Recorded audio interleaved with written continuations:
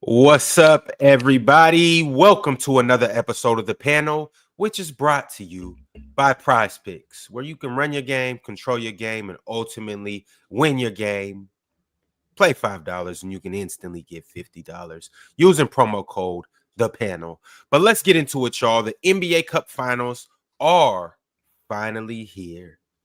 Who's going to take home the trophy? We got the Milwaukee Bucks, and we got the Oklahoma City Thunder. And it should be an entertaining one, y'all. It should be a real entertaining one. So let's get into it, fellas. I need early predictions. I need thoughts. I need who you think will have a breakout game, who has to play well, and ultimately, who's going to be the person that wills their team to a win? Or is it just going to be a team win? You need another hour of me glazing SGA? You want that for the content? If that's what you need to do. Yeah, is that what you're gonna do? Mars is like, just let me know now so I can check out. Yeah, early. I mean, I can turn my music on right now. If you just let me know. No, I got OKC. I got Milwaukee. Oh, for real? I ain't betting against Darvin Ham in the in-season tournament. Until I see it, he ain't lost. I got Milwaukee. Damn. Yeah, I'll give my prediction then when it's. How's your record looking so far, though? For real? Like on predictions so far, how you looking? You picked against Houston. in the knockout. So what was the knockout? I had Orlando beating Milwaukee. I was wrong. I had the Knicks beating Atlanta. I was wrong. I had. That's good. Okay. I had the Mavs beating OKC. I was wrong. Okay. I had the Warriors beating the Rockets. I was wrong. Double accountability. Love I had OKC beating Houston. I was right. And I had, who did I have? The Bucks or the Hawks? I think I had the Bucks.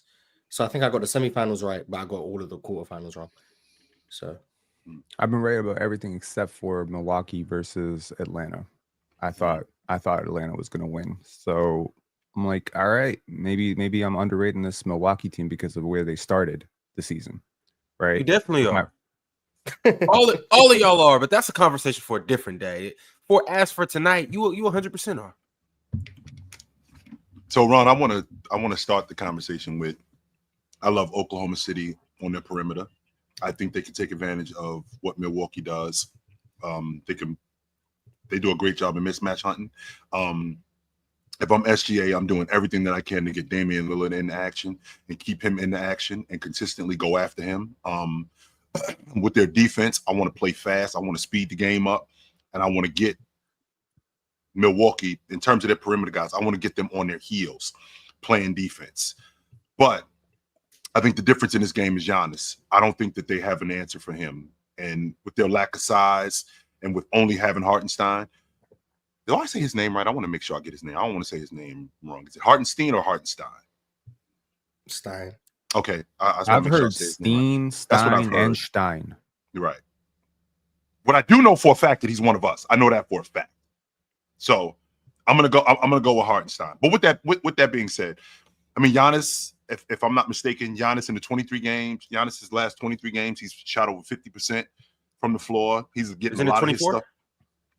One more time, Mo. Isn't it 24 now? Is it 24 games? I thought it was 23. I'm sorry. I don't want to give you any misinformation. 24 games.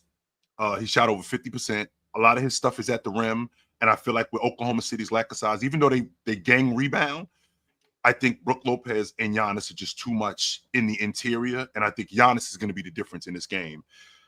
That's why I think Milwaukee wins. Chill. And Bobby Portis? Bobby Portis too, sure. Bobby Portis too. Mars is suddenly feeling a little less okay about his Milwaukee pick because you said Bobby Portis. Uh-oh.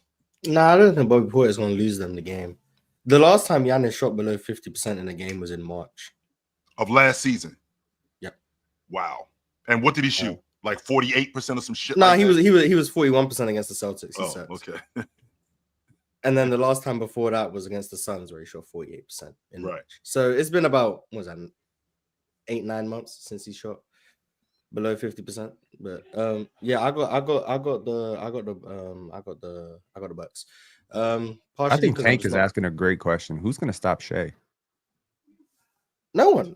It's not about we're not stopping Shea. We don't need to stop Shea. We need to score more points than the Thunder do. That's what the plan is. It's not about we're gonna hold Shea to 18. Like that's not what's gonna happen. It's about limiting 3-point shots. It's about trying to defend without fouling, protecting the rim with Brook Lopez and Giannis. And then on the other end, it's about the fact that OKC don't have the size and physicality to match up with Giannis. And when they do, it's Isaiah Hartenstein, who Giannis is probably going to get someone in foul trouble because that's what Giannis does. So if Giannis can get Isaiah Hartenstein in foul trouble, then they have to go to their bench. They're going to go to their small lineup and try and force turnovers, it can be a double-edged sword because it might work. And if it does work, then I think OKC wins. But I'm more than willing to bet on the fact that it's not going to work and that Giannis is going to dominate the game. So I got the Bucks. But I can see the avenue to OKC's win very, very easily. So I'm not going to be surprised if OKC win. It's funny because these teams are polar opposites in a sense. The Bucks, big, kind of bully ball. Bobby Portis to get on the block. Giannis to get on the block. Brook Lopez to get on the block.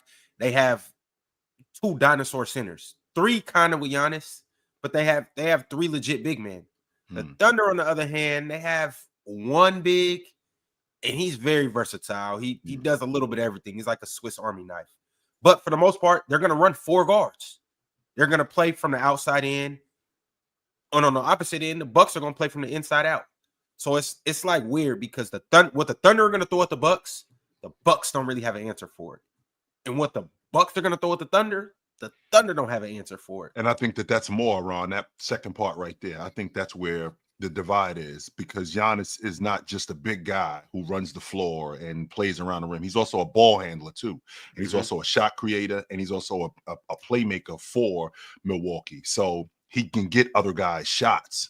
So in addition to him playing around the rim, him getting downhill and getting to the rim for shots, he also gets Damian Lillard open looks. He gets Gary Trent, who I think last season, Mars brought this stat to me. I thought it was really interesting. I think Gary Trent Jr., I think he shot, 48% on open threes or 52% on open threes last season, something similar to that. So when you got a guy like Giannis who attracts that much attention, getting downhill, getting to the rim, he gets guys like Gary Trent and AJ Green open looks.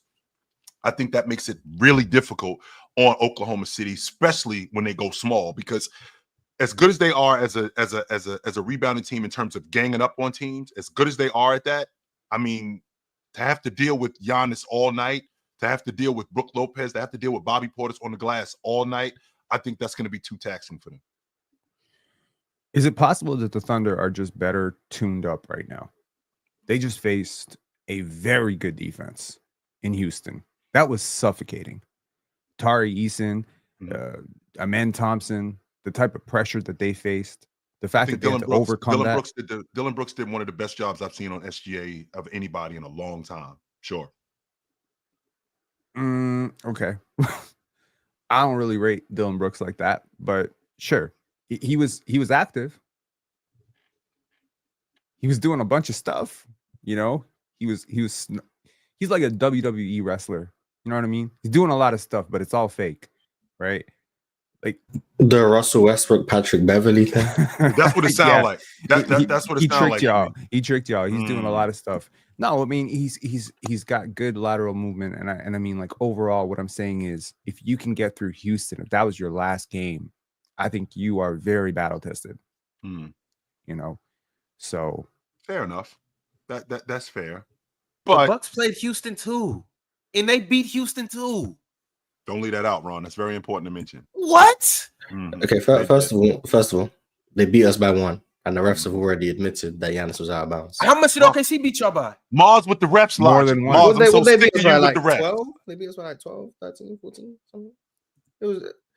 It was quite a easy win in terms of the damn refs, man. I'm so sick of Mars. No, the last 2-minute report they beat us by 15. The last 2-minute report explicitly said Giannis' foot was out of bounds. We should have still had the ball up 1 with 20 seconds to go, but we didn't, and they ended up going down the other end and scoring. So I'm just saying, when you say they beat us, let's apply the context of the fact that the refs have admitted that they got maybe the biggest call in the game wrong. So I'm just saying, OKC beat us more handily than Milwaukee did. That's all I'm saying. But I don't think that proves which team is better. I'm just making sure that that's made abundantly clear. That when was that game, by the way? It was 2 weeks ago. And I'd like to Somewhere think around there. Oklahoma City is a much different Mid-November, team. maybe? Yeah, mid-November. And not only is Oklahoma City, Milwaukee is a much different team today than they were 2 weeks ago. Much different. I think Giannis is playing a lot different. Bobby Portis is actually playing better. We've taken the trade tag off of Bobby Portis. Mars was ready to ship him out of town, but we've taken the trade tag off of Bobby Portis. He's actually been better. No more for sale sign on him, Chill. I'm still trying to trade Bobby Portis. We took the for sale sign down off of him. So you think playing 3 games is enough to get off the trade block? Bobby not going nowhere. I'm trading Bobby Portis as soon as possible. Bobby gonna show all y'all how untouchable he is tonight. I just think that, and I'm gonna still say the same thing. Well, Mars wants everybody gone. He wants Van Fleet gone. He wants Jabari Smith gone. Jabari cool now. The for sale sign came off of him real quick, Ron. Yeah, that the for sale sign definitely came off of him. It was it was a big one on him for a long time, by the way. The for sale sign Fred, on the other hand, he needs to go. I'm sure what that is. But to answer your question, I just think that I think that with Giannis being able to get downhill, Hartenstein being as foul prone as he is, Giannis is going to go after him. Giannis plays like this in front of everybody, but Hartenstein is a physical guy. Giannis wants to play like that, and I think that there's going to be some things that are going to be let go early. I've noticed that with the officiating recently, that a lot of stuff has been let go early. So I don't think that we're going to have a quick whistle in this game. So I think that they're going to allow both Hartenstein and Giannis to be physical and see where this goes, because they did the same thing with Houston and Oklahoma City, where they allowed Dylan Brooks to be physical. I think they're going to do the same thing with Hartenstein and Giannis, and that's just that enhances Giannis's game, because Giannis wants to play like that. He wants to play in traffic. He wants to play through contact. So I think that can wear on a guy throughout the course of the game. So we'll see. I think this is going to come down to the second star, the second option, right? We talked about Shea.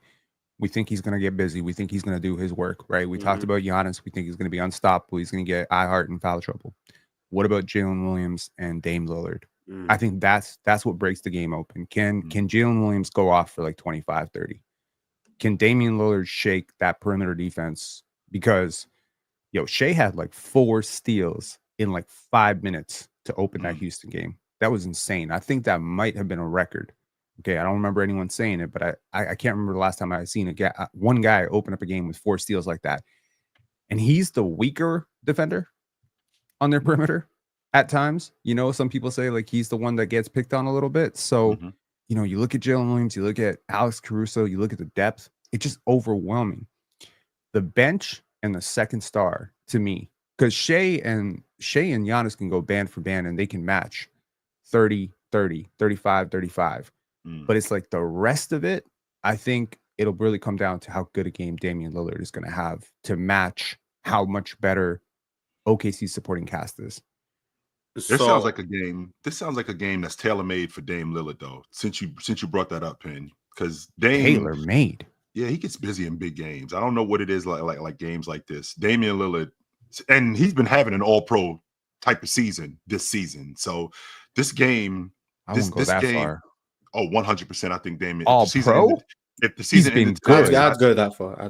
If the season ended today, I think Damian Lillard is an All-Pro this year. Yes, 100%. I believe that. Not a first-team All-Pro, but I do think that he's an All-Pro this season. The Milwaukee Bucks, who are barely 500 right now, actually, you think they have 2 All-NBA players? We not barely 500. We the 5 seed. We the 5 seed in the East. I think they're 3 games on Orlando. We on Orlando's ass. We about to be the number 4 seed. We on a 3-game winning streak. Soon to be 4. We 8-2 in our last 10 games. Soon to be 9-1. Come on, Penn. Like, this is not the first 2 weeks of the season, brother. You gotta wake up. You gotta come. You got smell the coffee. I do understand where you are. To the present time. Get out the past, Penn. Get with the times. We back. We here. Giannis Antetokounmpo has wheeled this team back in. Damian Lillard, how Chill said, he's playing at an All NBA level. The guys are starting to get rocking. Everybody's starting to wake up. We playing a little better defense now. The offense is woken up. We are the Milwaukee Bucks, the same team you knew last year, the same team you knew the year before that. And we all right. the duo has finally came to fruition. Damian Lillard, Giannis Antetokounmpo, peanut butter jelly. Mwah. It's getting better, back. Penn. It's good. Penn, I think you still see what was going on in like the first week and a half of the season when they were at the bottom I of think the he's East. been good. But you said all pro. Yes. And I don't think he's been better than Jalen Williams. I think he has. Okay, what if we just say both of them have been playing like all pros? Well, then there's like 25 guys in the league that are playing like all pros. Well, I just need to know 15 who have played definitively better than Zane. 15 of them. I'll work on it. I'll think about it. I don't want to go off the cuff. No, let's stay right here, Penn. So for the first team All Pro, let me give you locks. Okay, so Giannis. Okay. Yeah, locks for first team All Pro. I'll give you locks. I'll give you Giannis. I'll give you Joker. I'll give you Jason Tatum. And why am I drawing? And Shea. Those four guys are locks for first team All Pro. Who you like as number 5 on the first team All Pro? Say it again. Shea, Giannis, Joker, Tatum. Those four guys are locks. First team All Pro. Who do you like number 5? Luka, Donovan Mitchell, Anthony Davis. I think it probably be Anthony Davis right now. What's up, big fella? What's up, y'all? So y'all don't think Luka first team? I got Luka first team, but Luka will make it because of voters, and he's probably going to bounce the season around. He hasn't played like as many games as some of the other guys. Like Jokic and Luka have missed a lot of games. Shea has been really healthy. Yep. I think if the Kings were better, I could look at Domantas Sabonis in there since it's all positionless. He's been pretty damn good. All-Pro? First team All Pro? No worse than second team. Too. He's no worse than second team right now. I think Alperen Sengun could get some love for first or second team. I'm not kidding. Like I actually do think that these dudes are that good. I think Franz Wagner will get a look. Not first team, but I'm because I want to. That's what I'm saying. You think Sengun's been better than Dame? No. Yes. Oh Jesus. Okay. No. Let's go. But Penn, I want to stay here. So Luke, so Mars, you like Luka. Mars, you like Luka. Okay, so let's stick with that. So Luka, SGA, Tatum, Giannis, Joker. That's your first team All Pro, right? So second team. Don't forget Cat. That's who I think. That's who I think is first team All Pro. I'm taking Luka off that, and I'm putting Cat on there. But anyway, I'm gonna put Cat with Domas and Alperen Sengun in the second team. The second team is just gonna be like all bigs, pretty much. Cat, Sabonis, Sengun. I think Anthony Edwards is an All Pro, and Donovan Mitchell. Surprised Penn hasn't said Wemby. I think Wembanyama right now has played more like a third team All Pro, but he's fringy top. Here's like just a list of players that I think have been very, very good this year. Wemby, Harden, Franz, Cat, Kyrie, Steph, Luka, Franz. Did I say Franz already? I said Franz. Jalen Williams. You're forgetting that. Should be coming now. Jason Tatum. No. Anthony Davis. Alperen Sengun. Giannis. Domas. Shea. I mean, it's only a Jokic. 1, 2, right? So we can go 4 Anthony. 30-point scores? Hang on. We can go Anthony Edwards. Oh, you saying LaMelo? Yes. Oh, okay. Oh, come on. Get out of here. LaMelo coming back. Y'all, give me a 30-point guy that has not made an All-Pro team. I'll wait. A 30-point guy. I want to say Bradley Beal one of those years, but Bradley Beal was 100%. I don't know. I said I don't know for sure. I just said I don't know for sure either, but I'm willing to bet that he was. Come on. I'm looking up. You might be right. Bradley Beal averaged 30 twice. He averaged 30 twice. He made All NBA once. So one time he did it. So I was right. So once.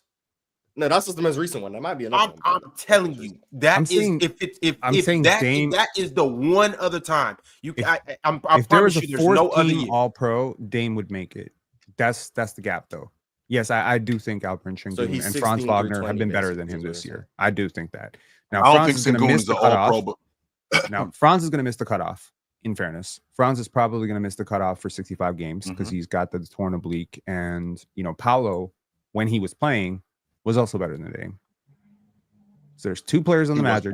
There's at least 1 player on the Knicks. You could say Jalen Brunson might turn it around later this season. I don't know. He might.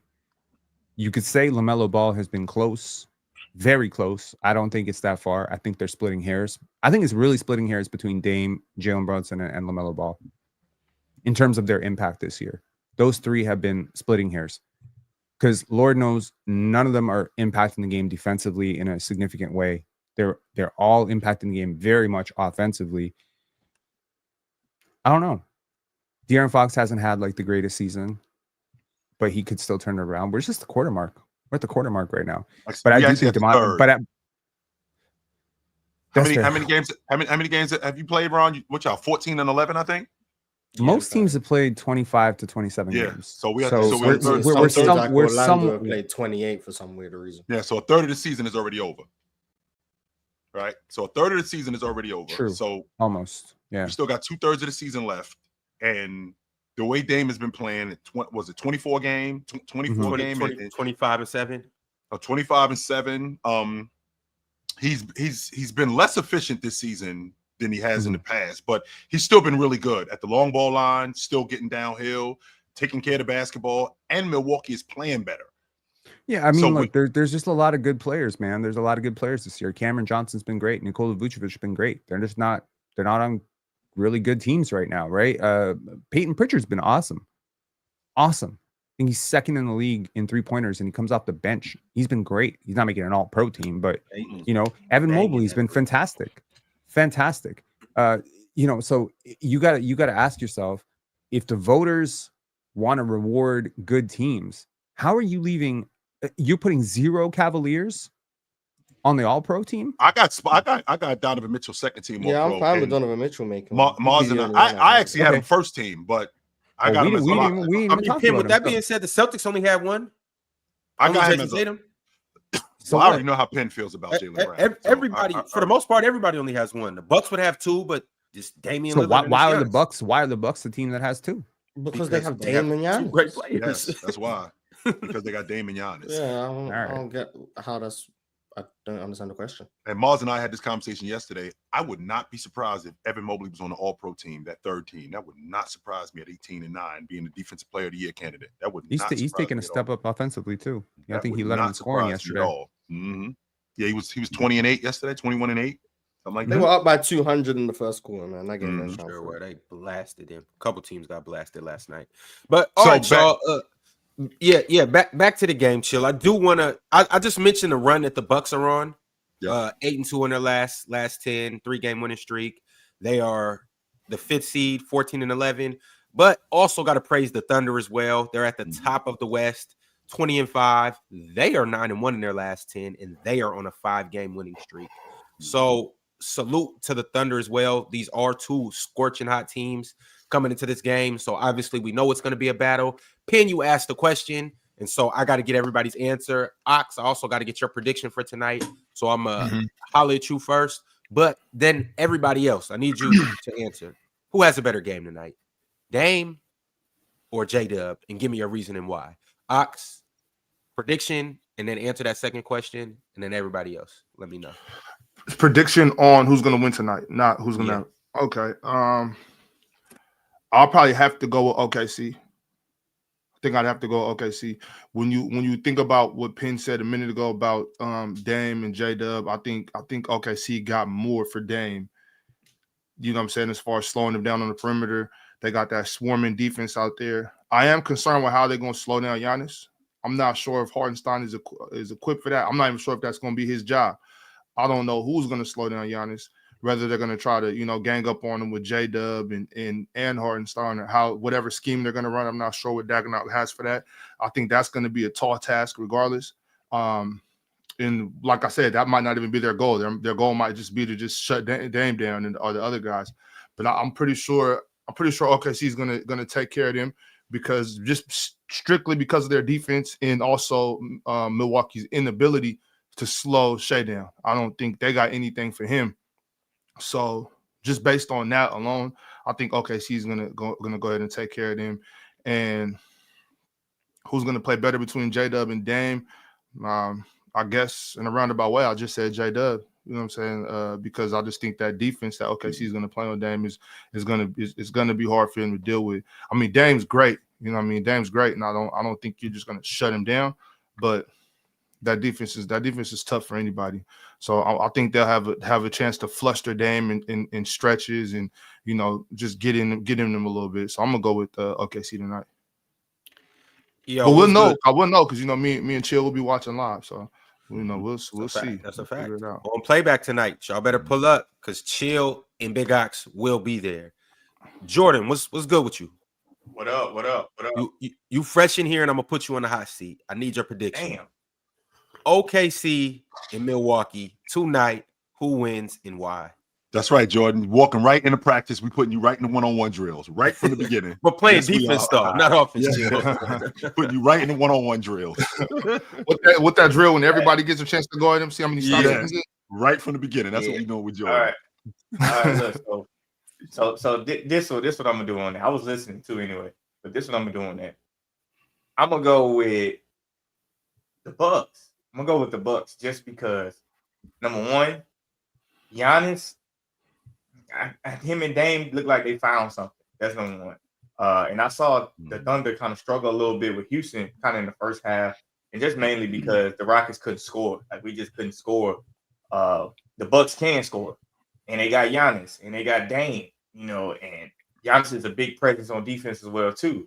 So I got the Bucks winning simply because of that, and I just think it's just time for the Bucks to win. It's like, you know, they didn't been through a lot this season. They can pull this one off, kind of shut them up a little bit. You know, it's kind of like they placing themselves, but that's why I got winning. I heard Ox say he got the Thunder. What everybody else had? I had the Thunder. So I'm the only one who got the Bucks. I don't. I got Milwaukee. I think Giannis is too much. I don't think. I got the Bucks. They have Darvingham. So it's undefeated. That's no troll. He is undefeated in this. Exactly. If someone ain't never lost, why am I going to pick them to lose? I am concerned. I am concerned with that. And so since Pence, me and you the only ones that got OKC, how do you see OKC slowing down Giannis? Shout out Torian Prince. Or is that even a thing? Does that even matter? Lou Dort too small, man. Too small, man. Lou Dort. He's too small for Giannis. Lou Dort. I guess in the open court, he's strong though, Jordan. If you pick him up on that side of the half court, you know what I'm saying? Well, when he has the ball in his hands, but if he don't got the ball in his hands, no. If Giannis has the ball in his hands coming up the court, Lou Dort can absolutely get in him. Now, if he's just running the court without the ball, I don't see how that's a possibility. So if they keep the ball at Giannis' hands, you don't stop great players one-on-one. You stop great players by disrupting rhythm. You stop them by sinking into the gaps, by making their driving lanes a little bit more congested, by giving them different looks. I think one element of this we haven't talked about is I think the OKC Thunder have a vastly better coach. Vastly better coach. Man, that's I don't know, man. I know Doc get a lot of heat, but no. I was about to say, Jordan, you think Dagnall that much better than Doc? No, man. Doc get a lot of heat. Doc get a lot of heat, man. But Doc is a solid coach. He chokes sometimes down. Now he on the wrong end of the stick a lot of the times. But like I said, his team's always gonna make the playoffs. They're always gonna be solid in most of the time in the defensive category. I don't think Dagnall is a better coach than Doc, man. I think Doc gonna put it together, man. This is the team for Doc. I ain't gonna lie. This is the team for Doc. It ain't too many superstars. It's really just, two. But Giannis is leading the way, and then Middleton will come back and kind of be that third player. This is the team for Doc. It ain't too many egos on this team. Doc can coach this team. It ain't like the Clippers. It ain't like, Philadelphia where he just having real issues. I don't see it on this team. Ron, I feel like I'm sorry, go ahead. J-Dub or Dame? Who performs better tonight? I'd probably say J-Dub. I think OKC have the personnel to where they can heavily blitz Dame and still not give up that pocket pass usually to Giannis. And if they do, it'll probably force some turnovers. So I just think they have the ability to get the ball out of Dame's hands and basically have him not kill them from the 3-point line. And I think they have the matchup defenders where you're able to take away his drives, because Dame's been really good as a driver this year. I just think personnel wise, I think OKC have a bit too much to allow Dame to really get off. Now, I'm not saying it's impossible, considering Dame is Dame, but I think J-Dub, just if I was saying probabilities, I think Milwaukee just don't have the resources to commit to J-Dub, especially if they're going to commit to Shea in the middle of the floor. That usually opens up J-Dub's second side attacks, and Milwaukee's still not a great team in rotation consistently, and J-Dub will feast on that. So I'd probably say J-Dub, but I don't think it's out of the realm of possibility that Dame has a great game. And I think if Dame does have a great game, I think the Bucks more than likely win. So that's where I'm at with it. You know, there's certain things that create biases. Y'all know I think about biases a lot. And one of the things that creates a bias is a win streak. When you win as much as the Bucks have won since November 18th, November 12th, shoot, they beat the Raptors and the Pistons. Then they beat the Houston Rockets by 1, in which Mars acknowledges was not a real win because Giannis was out of bounds. That shouldn't have been a win. So we're going to scratch that off. For the record, we're going to I ain't saying not a real win. We're 13 and 12. What I said was we should have had possession up 1 with 20 seconds to go. I ain't say the win was fake. I'm just putting out. Okay. Nah, so we're 13 and 12. Costing the Rockets to win because we know Fred VanVleet was going to hit that. No, I'm just kidding. He's not going to hit shit. Okay. You got the Rockets. I think that's the impressive win. Hang on. Chicago. Is that an impressive win? No. Is Indiana an impressive win? Hang on. Is Indiana an impressive win? No. Is the Hornets an impressive win? No. Is at Miami an impressive win? Kinda. You won by 3. Beating the Wizards by 10. Is that impressive to you? You beat them by 50. Okay. At Detroit. Is that an impressive win? Okay. Why do I gotta be impressive? It wins. After they was losing. Yeah, I don't think I don't think seeding is ranked by impressive wins. No. It matters because look, man, at some point in the season, you're gonna get an easy stretch of games. Every year, you're gonna have like a 10-game stretch where you're facing like 8 teams at home that are not very good, and it just so happens that if that stretch happens early, like the Washington Wizards, you know, with Bradley Beal a couple of years ago, or is it last year? A couple of years ago, when people are like, is this team pretty good? Is this team cooking? Is this team real? And then boom, they fall off the minute they start facing real opponents. My question to y'all is, if you take that Houston game out, who the hell have they beat? They beat Philadelphia on opening night, which was a terrible team, missing key starters, missing Paul George, missing Joel Embiid. They beat the Utah Jazz, which is the worst team in basketball, the second worst team in basketball. They beat the Raptors, who had like nobody healthy. They beat the Pistons, who are a play-in team. They beat the Rockets. What if they lost to them, though, Ken? What if they lost to them? Well, that's even worse. Because they did lose. They did lose to the Bulls. They did lose to the Bulls, and they did lose to the Nets. What I'm saying is, you need to look at these wins and ask yourself: have they beat a single team as good as the OKC Thunder this year? Well, nobody. And the answer is no. Give me a break. Have they beat the best team in the sport? Right, that's not fair, Ben. Yeah, the best team. Of course, it is fair.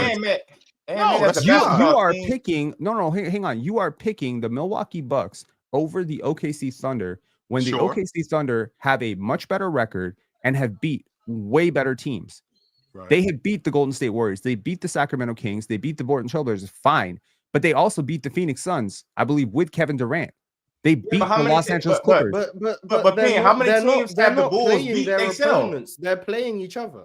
They're not playing the Phoenix Suns. So it's not like, Milwaukee lost to the Suns and then OKC beat. They're playing each other. It's how do they match up against each other? How do they match up against the rest of the league? Look, every year there's a team in the playoffs that has 46 wins. But when you look at their record, and I know a lot about pretenders, man. I'm a Raptor fan. I know a lot about pretenders. Okay, I know a lot about a team that goes out and wins 56 games, but the second they see LeBron James in the playoffs is gonna be over. Right. You got 56 wins, he got 60 wins, but y'all didn't get the same wins. Y'all didn't beat the same no, team. Just, they don't have the same player. No, that's not true. So they don't that's what I'm trying to say. Is like, who has Milwaukee they have the same beat? player but the Bucks have the same player as the Thunder. They got Giannis and Dame.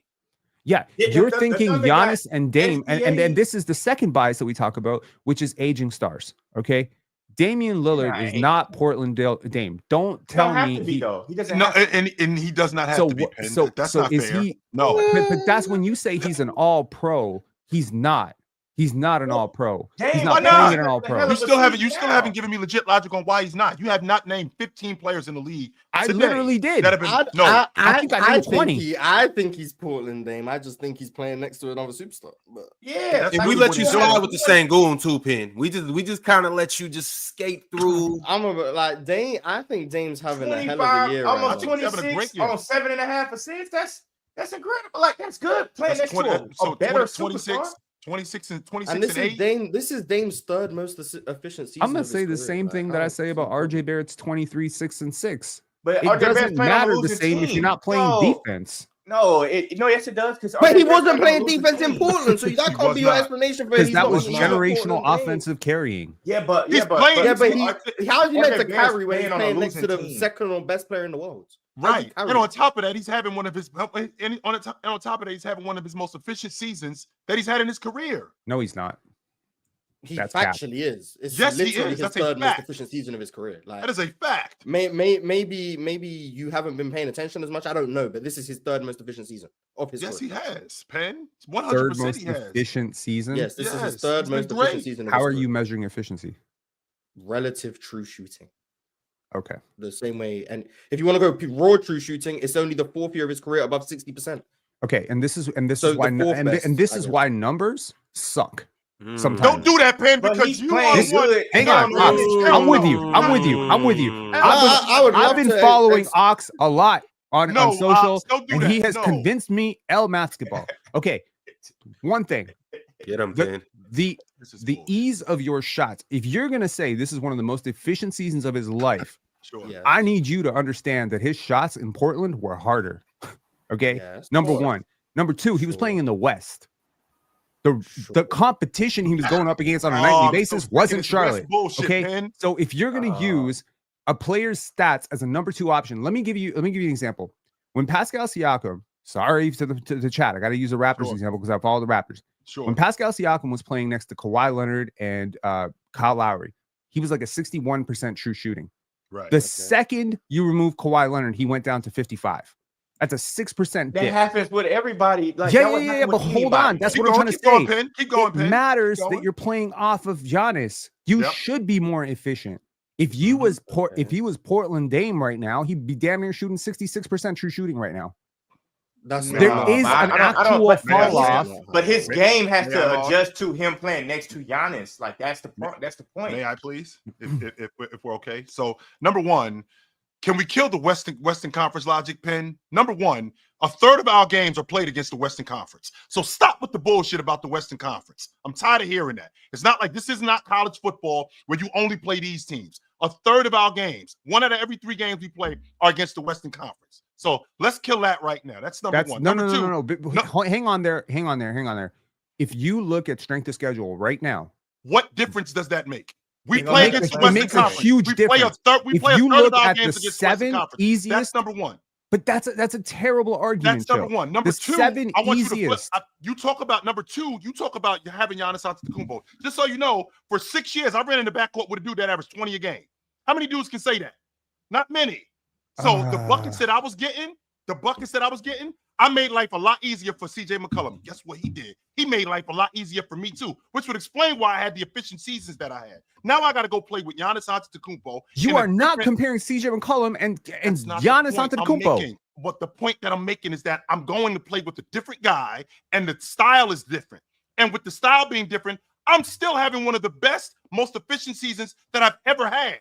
Still, as opposed to you're not.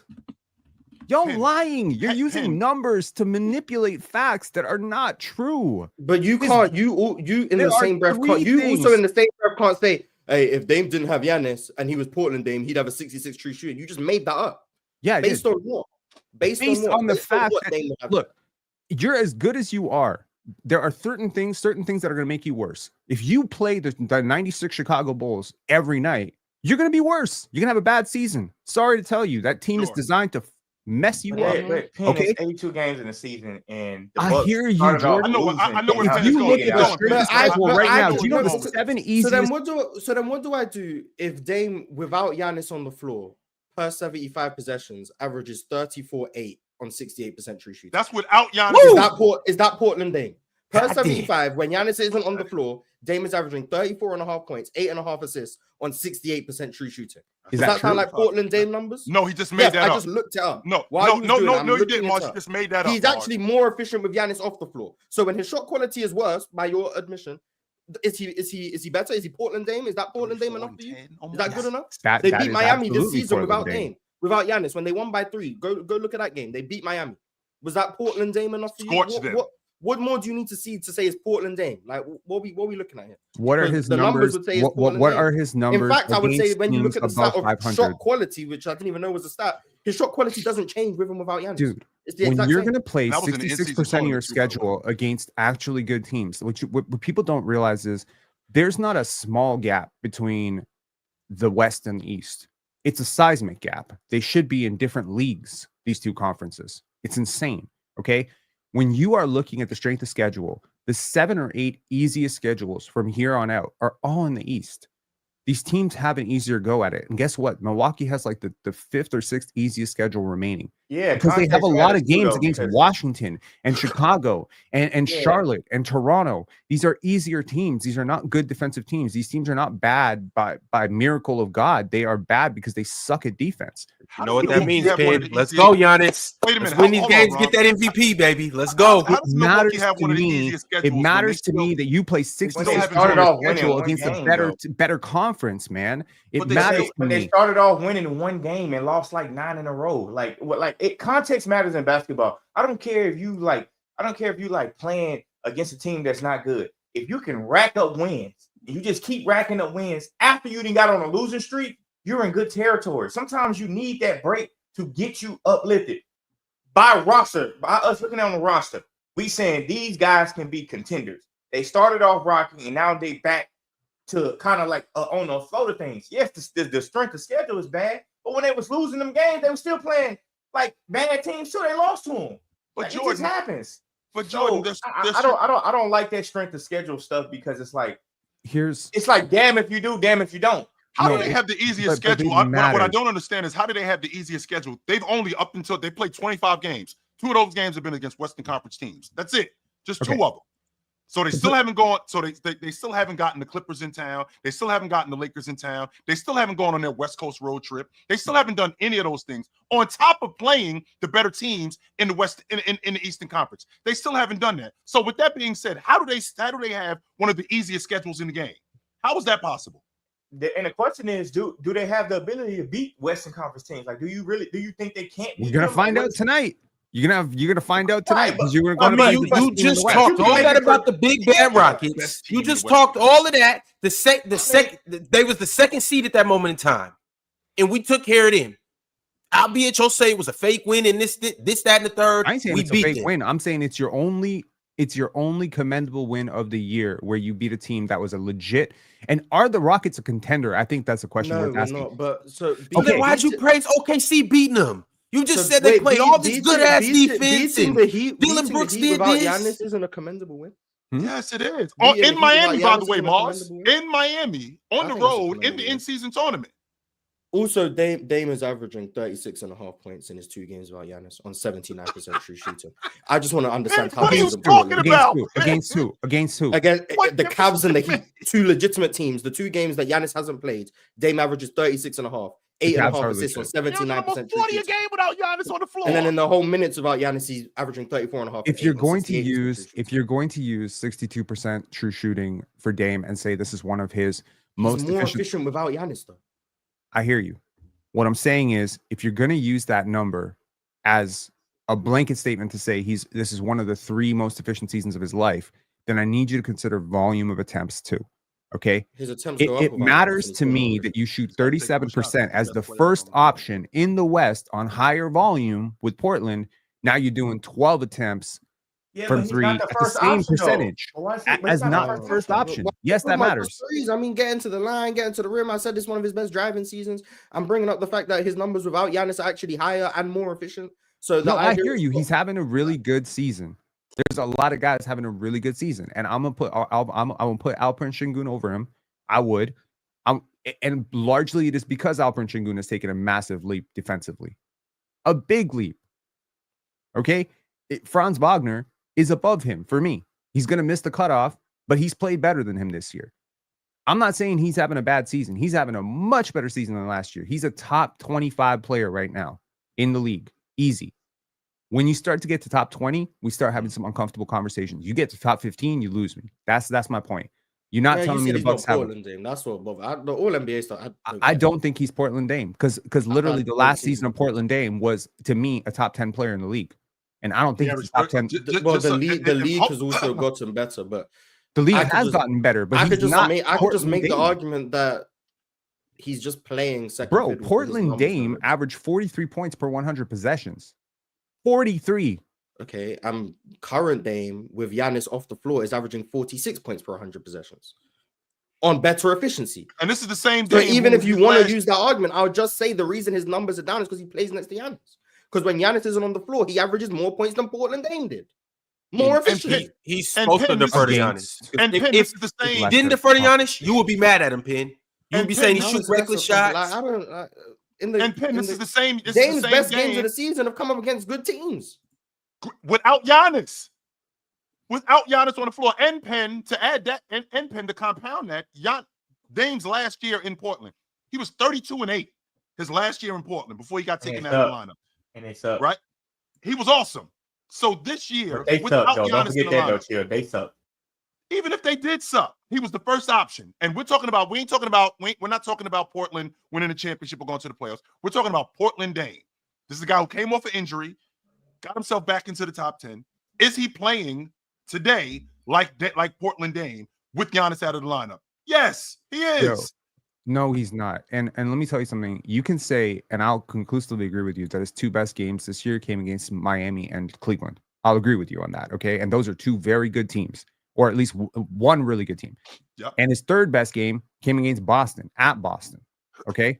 So those are 3 games. And you could say two of those games came against really good competition. But his Sure. 2 worst games this year came against Memphis and Boston. So if you're going to use the argument for one side, you use it for the other side too. And they were pretty bad games. So it's like, yes, the good has massively outweighed the bad. That's why I'm saying he's a top 20 player. I wasn't saying he was a top 20 player last year because he wasn't playing like one. He was playing like ass last year. But it's not Portland Dame. I would agree it's not Portland Dame, but I don't think it has to be. I don't think it needs to be playing against Giannis. Like playing next to Giannis. Like, to me, it doesn't really make sense for him to even try to be Portland Dame. Like, he's never played with a player as good as Giannis. Like, he hasn't. So it wouldn't make sense for him to do the things that he was doing in Portland.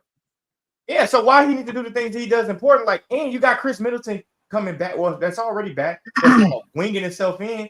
That would make no sense for him to do that. Like, in order for the Bucks to win, they need more than just Dame and Giannis show. They need a supporting cast to go with them. So Dame can't take all those shots. It is what it is. Like, that wouldn't make sense for that. This team that Dame is on right now, despite their record, it's probably Dame's best team he's been on.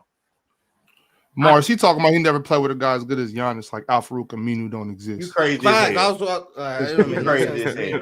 God, He wasn't good as Giannis in his dreams, bro. Yo, Alperen Aminu is terrible, bro. yo, while we're talking about what SGA and Dame and Giannis and J-Dub and even Bobby Portis is going to do tonight, this would be a good time for everybody out there. So tune into Greater Than Host Pick of the Day that we about to get into with PrizePicks. All you got to do is download the app, pick more or less for a player, and you'll be able to win up to 1,000 times your cash. It's available now on PrizePicks, where they are announcing bigger payouts. We have a lot of weekly promos going on this week right here on PrizePicks when you use promo code PANEL. You know, as December continues to roll, Merry Picksmas continues to roll here at PrizePicks. With the season of giving in mind, we are gifting out a second free pick on the board. Yes, that free pick is Nikola Jokic. You could jump into the PrizePicks board and find Nikola Jokic for 0.5 points projection for the Denver Nuggets Christmas Day game. Yes, that's 0.5 points. That means all Jokic has to do is, well, make a free throw. The free pick is live now. The 0.5 point score projections will be available until the tip-off on Christmas Day.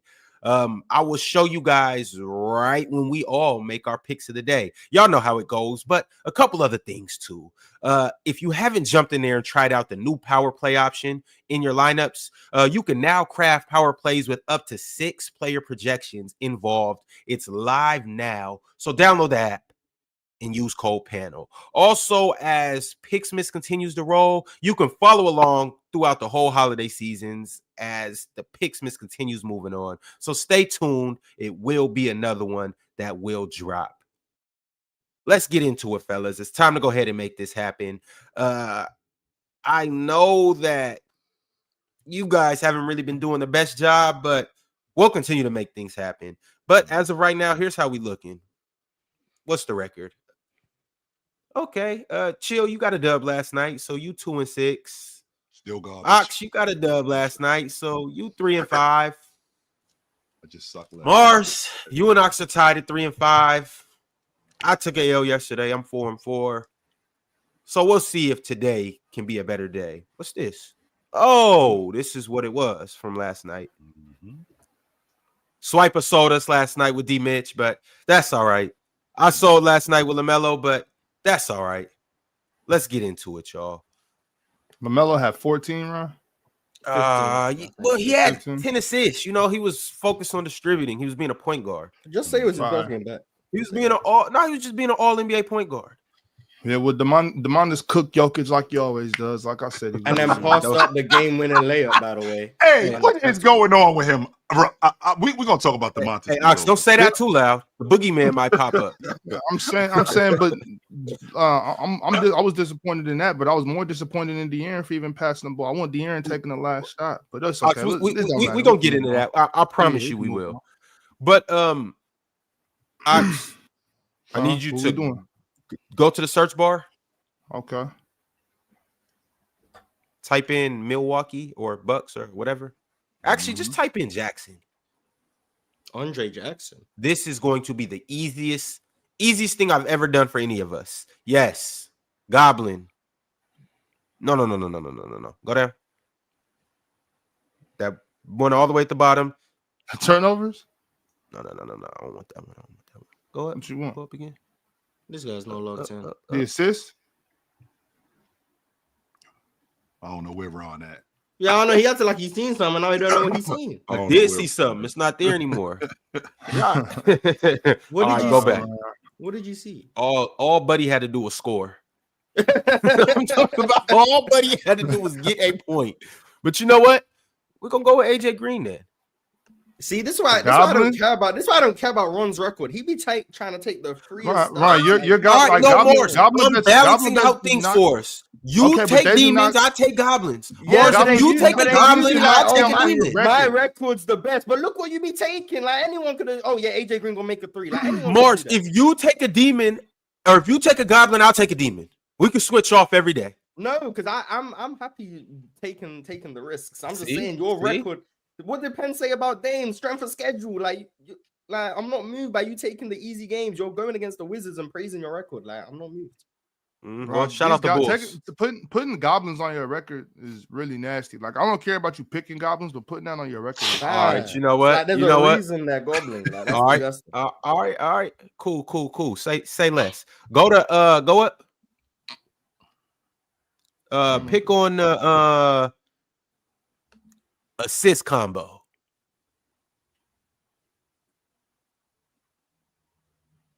Yeah. Let me get that combo. Dame SGA. Oh, You want to go less? Okay. These fools shouldn't be chucking tonight. Okay. All right. Who's next? What's Bobby Portis? How do I clear this assist? Just go type in the bar. Okay. It should come off.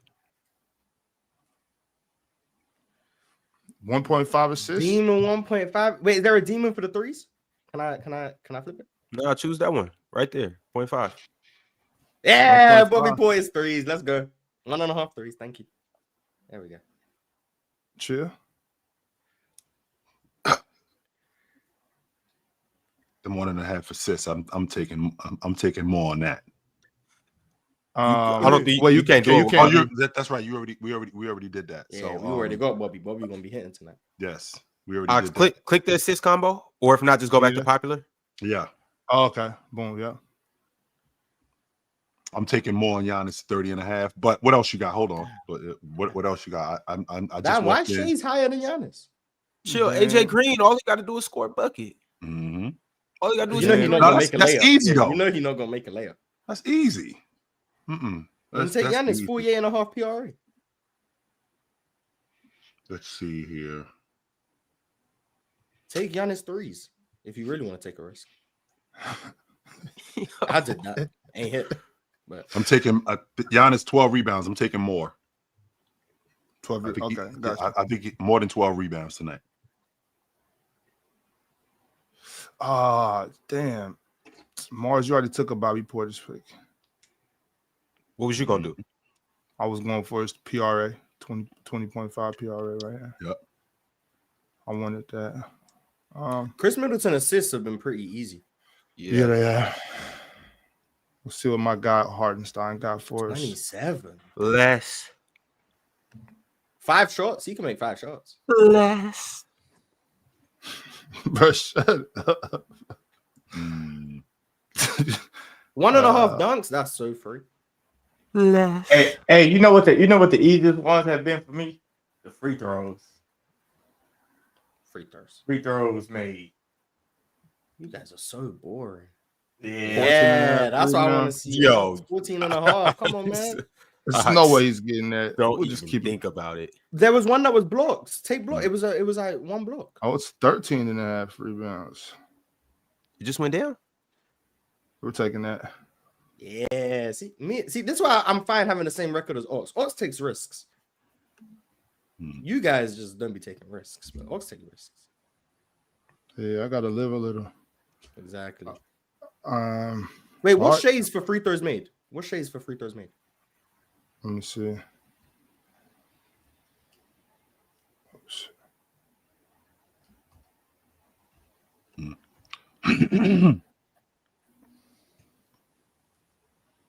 It's 11. He got 11 field goals made. 8 free throws made. 8. Definitely gonna make 8 free throws. Yeah, that's probably a guarantee. But They're gonna cough on him and he gonna go straight to the line. yeah, like if I wanted to be boring, I would just say, oh yeah, Shea gonna make 8 free throws, but I'm grown, so I'm gonna still take them Bobby Portis threes. Hold up though. Ox, go over to Shay's points and turn it to Demon. You already took Shea with Dame though, Ron. Don't forget that. No, I got that. I'm just trying to see how much. What? I got this full score. Oh, what the hell? 40. They know damn well he ain't getting no 40. I mean, he could, but it's like, come on. Shea don't be hitting 40s for real. He All right, just be the most he be the most consistent 32 you ever seen. Do we want to add Shay's 8 free throws on here? If you How do, much you is got to it? change How your much is pick, it? Ron, because you already Yeah, got got the it. assist combo, so it's fine. It's fine. We'll live with this. 20 for 400. I think this is a good one. I think this might be the best one we've done. Yeah. So with that being said, I think you should do 50. Oh, well, okay. I mean, I know Bobby not gonna let us down, right? Put some would never jack let us on down. it. That's what I'm talking about, Yeah. Ron. Put some jack on it. Mm-hmm. I believe Yeah. Bobby Portis. It's about time we put a little hair in our chest, you know? Mm-hmm. Let's put a little bass on our voice. 50 to a band. Sounds good to me. Looks good to me. Feels good to me. Let's run it. You're gonna You review bet what we 50 got? and make a stack. I'm feeling that. Who ain't doing that? Hey, hold on, right quick. Mm-hmm. Go up to steals. Oh my god! I'm just saying, we know OKC is very pesky on defense. It might be know like it. And do Lou Dort, turnovers. one steal. And do turnovers. Do turnovers. Look at Giannis, half a steal. Hold up. Go up a Do little bit more. turnovers. Nope, on the left. Isaiah Joe, that demon pick. Isaiah Joe, go down. Keep going. What we got? A half a Isaiah Joe steal? gonna get him one. I think he will. I think Isaiah Joe will get him one. Yes. Yeah, do you want that instead of yours? Or are you proposing that for? I want that instead of the Giannis 12 rebounds. I'm taking Isaiah Joe with the half a steal. I think he's gonna get one steal. Isaiah Joe. I swear. I swear. Mm-hmm. So wait, so if you don't want that Giannis, I might have the go demon picks. If only Ron picked the demon, we could. All right, cool. So take mine off and give me Lou Dort 0.5 steals. No, that's a problem. You got Yeah, I'm balancing out the whole thing. No, what's the demon for steals? It's gonna be like 4 for Lou Dort. No, it's gonna be like 2. It's gonna be like 1.5. It's not It's 2. changing. I'm taking it. Oh, It's not changing. What's Dame's? Oh, they jipping us. And they ain't moving no more. The haters. They don't want You can stick with your assist combo. Go, hold on. Go up to turnovers. Oh my god. Isaiah Jordan gets still on the turnover. Lou Dort really forked the rock up. Yeah, but that's you're boring. Over's last four. We'll stay where we at right now. We'll stay where we at. What'd you say, Pin? Lou Dort's averaging 2 steals per game over his last 4. What that is? Giannis threes. Giannis threes. Wait. No. Giannis 20. See, they throwing us a layup. Ox, take that off and give me Giannis 25.5. They're giving us or actually we could just slap that on top. Nice little cherry on top. But I'm thinking about going for Giannis PRA. Yeah, exactly. Take the demon PRA 54.5. Instead of Isaiah Hartenstein's 13.5 rebounds. You don't think Giannis can get 37, 12, and 5? Hartenstein not getting no 13.5 rebounds, bro. He's not getting. Giannis not getting 37, 12, and 5. That's like the most easy Giannis stat line I ever seen. That is not the most easy. 37. That's almost 40 and 15. 37, 12, and 5. If you're telling me you don't think Giannis gonna just drop 37, 12, and 5, just walking tonight. Change the payout and put 5 on it. Scary. I would love to see Giannis crack more threes, though. I would love that. Giannis hit 2 threes. Yeah, so I just for the record, I want y'all to know I took off Isaiah Hartenstein's rebounds and went with Giannis PRA demon mode. Yep. Yeah. Now take that 0 off the 5. I'm not off the 50. All right. That's so 5 to 145. That's amazing. All right, 25. Go back to 25. What happened to the? I'm ashamed of you, bro. I'm so ashamed. That's all good. All right, gamble or bet responsibly or pick responsibly, y'all. Pick responsibly. There you go. Pick responsibly. Yeah. We do, and then Ron just be ruining it. Can you zoom in? Yep, got you. Hold on. Oh, back up, Bobby. All right, we got wide open shots. I swear. SGA and Dame going less than 13 assists. It's a combo. And then we got Bobby Portis going more on a demon pick than 1.53. So we need 2 threes from you tonight, Bobby. Let it fly. Let it fly. Then we got Isaiah Joe getting 1 steal. Let's go, Isaiah. That's a demon pick 2. And last but not least, Giannis Antetokounmpo, 54.5 PRA. That's it. With this, we will be turning 25 into 725. Chill, you want to go 50? What? I don't understand why we took it off in the first place. All right, my bad. Go ahead. I'm scared. Throw the paper up. Let's do it. Let's do it. Yeah, let's keep it 50. Scared money don't make no money. You right. 50 to 14, 50. Let's do it. Let's do that. Make almost 1,500. I would put like 100,000 on it, but Mars, relax, Mars. All right, See, this is Mars, what I'm talking about. down, bro. Mars, we losing all the kids' college fund. We losing the house. Dealing with okay, Mars but in if you Vegas. win, yeah, if we win, exactly, Mars. exactly. You guys not thinking. Degenerate total. Speaking of, since we're on the subject of winning, and I'm sure that we'll talk about it a little bit later. That was a great game last night with Denver and Sacramento. But anyway, Bron. Yeah, it was great until Sabonis passed up and opened layup. I mean, he wasn't open. They crashed in on ones. I mean, you saw that. I think he should have put up the little touch shot, floater shot. His left hand wouldn't have been bothered at all. Yo, is it me or is it me? Because I think Sabonis reminds me of Rocky Balboa because he looked like he always getting beat up, but he come out on top though. Do you see that? Do you see that spill he took? Yes, I thought he was done for the night. Man. I did. He was sitting in his. He couldn't breathe. He always looked like he's getting beat up though. He's always got that look on his face, like God, like he's always getting beat up. But he always comes out on top though, and gives Joker business. He comes from prime stock, you know. Yeah, great. He got great pedigree. You know what I mean? Yeah, he's not soft at all. He's not soft at all. Which I had a conversation this morning. Somebody trying to tell me that Sabonis was soft. I immediately ended that conversation. We were done. We didn't continue the conversation. We were done talking. I wouldn't even entertain that. Like, no, we're done. People say anything. Yeah, we're done. We're done talking. So well, you've been talking a lot of smack, Big Ox. Hello. Oh, you knew what was happening. You knew what was coming. What? Swiper? It's good. No, Ron. Because don't do this. Swiper just lies. He'll just say blatant lies. Talk about DeMontis didn't play good in the fourth quarter, and it's like. I don't know, bro. I don't know. He just I watched the first quarter of that game, and not the Bucks. The Nuggets were up like 200. So then they were up 22. I think they're up 21 or 22 at one point. It was 41. Then I started watching, and then I was just scrolling on Twitter, and I seen Swiper complaining about refs. So I didn't even have to watch the game. I knew Jokic was inefficient. Because the moment I see Swiper complaining about foul calls, no, it was a wildly physical game. I think even he has to blame someone. So I was like, even Ox would say that.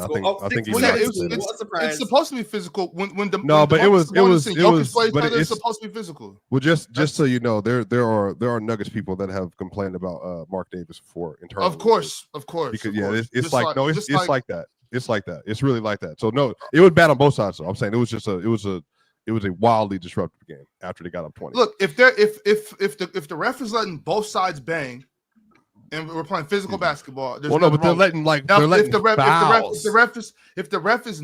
ref is only letting one side bang, that's a problem. But if both teams are allowed to play physical, and you got two physical bigs, these are two physical bigs. You know what I'm saying? You got guards like De'Aaron Fox that seeks contact. This physical basketball. That's good. That's good. Well, no. What happened was Jamal Murray got fouled on.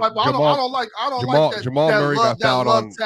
No. I'm saying, but if Jamal Murray got fouled by Keon Ellis on a fast break, there was no call.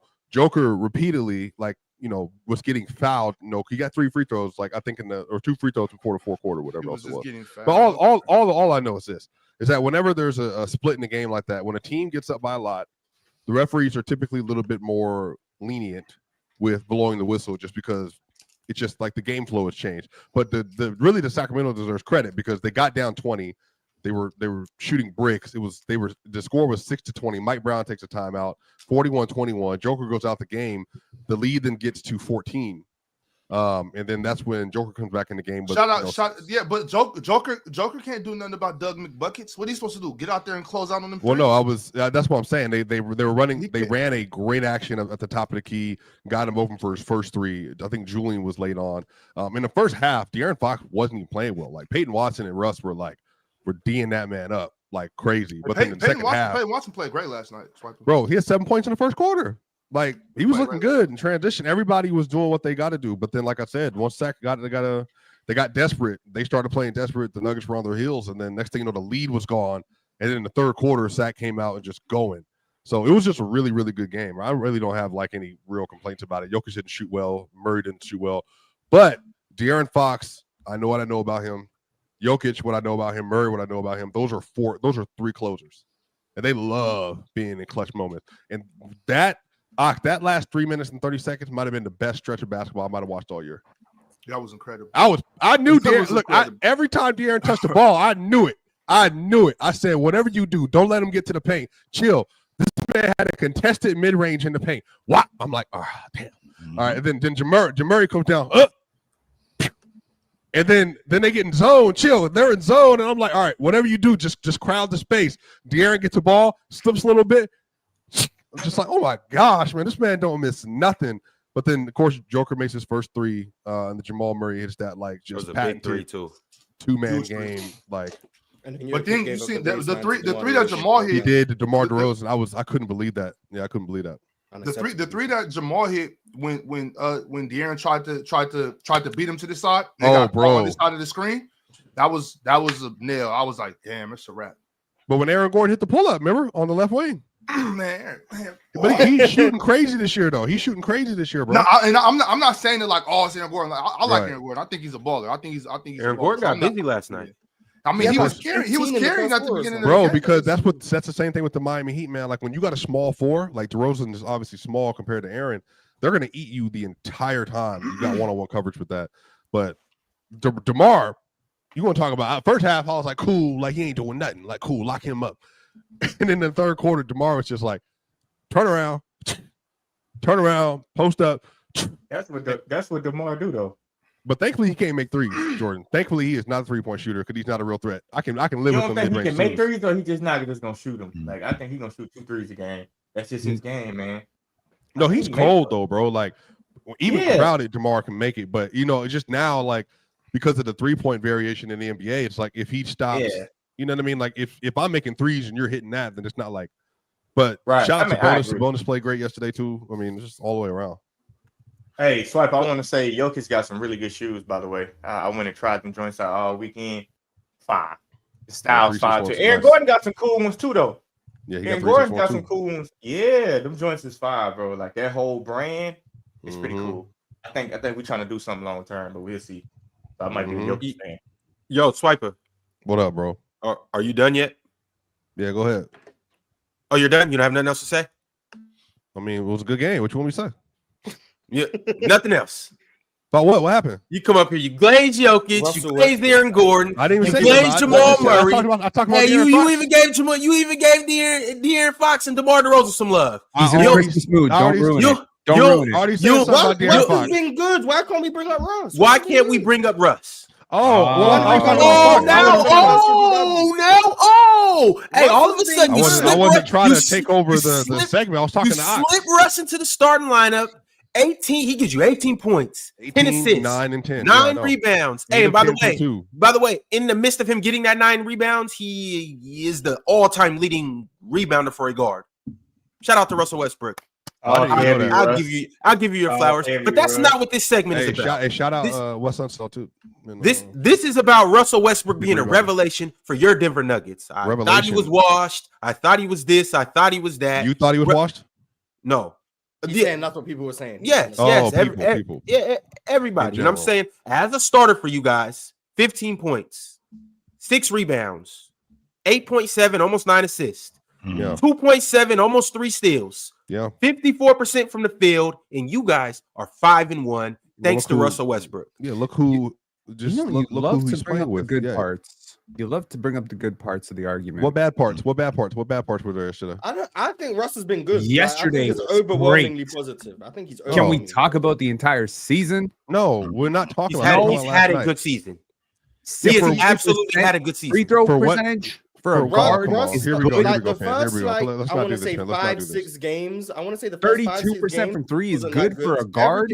Let's not do this, man. That's not bad for Russell Westbrook.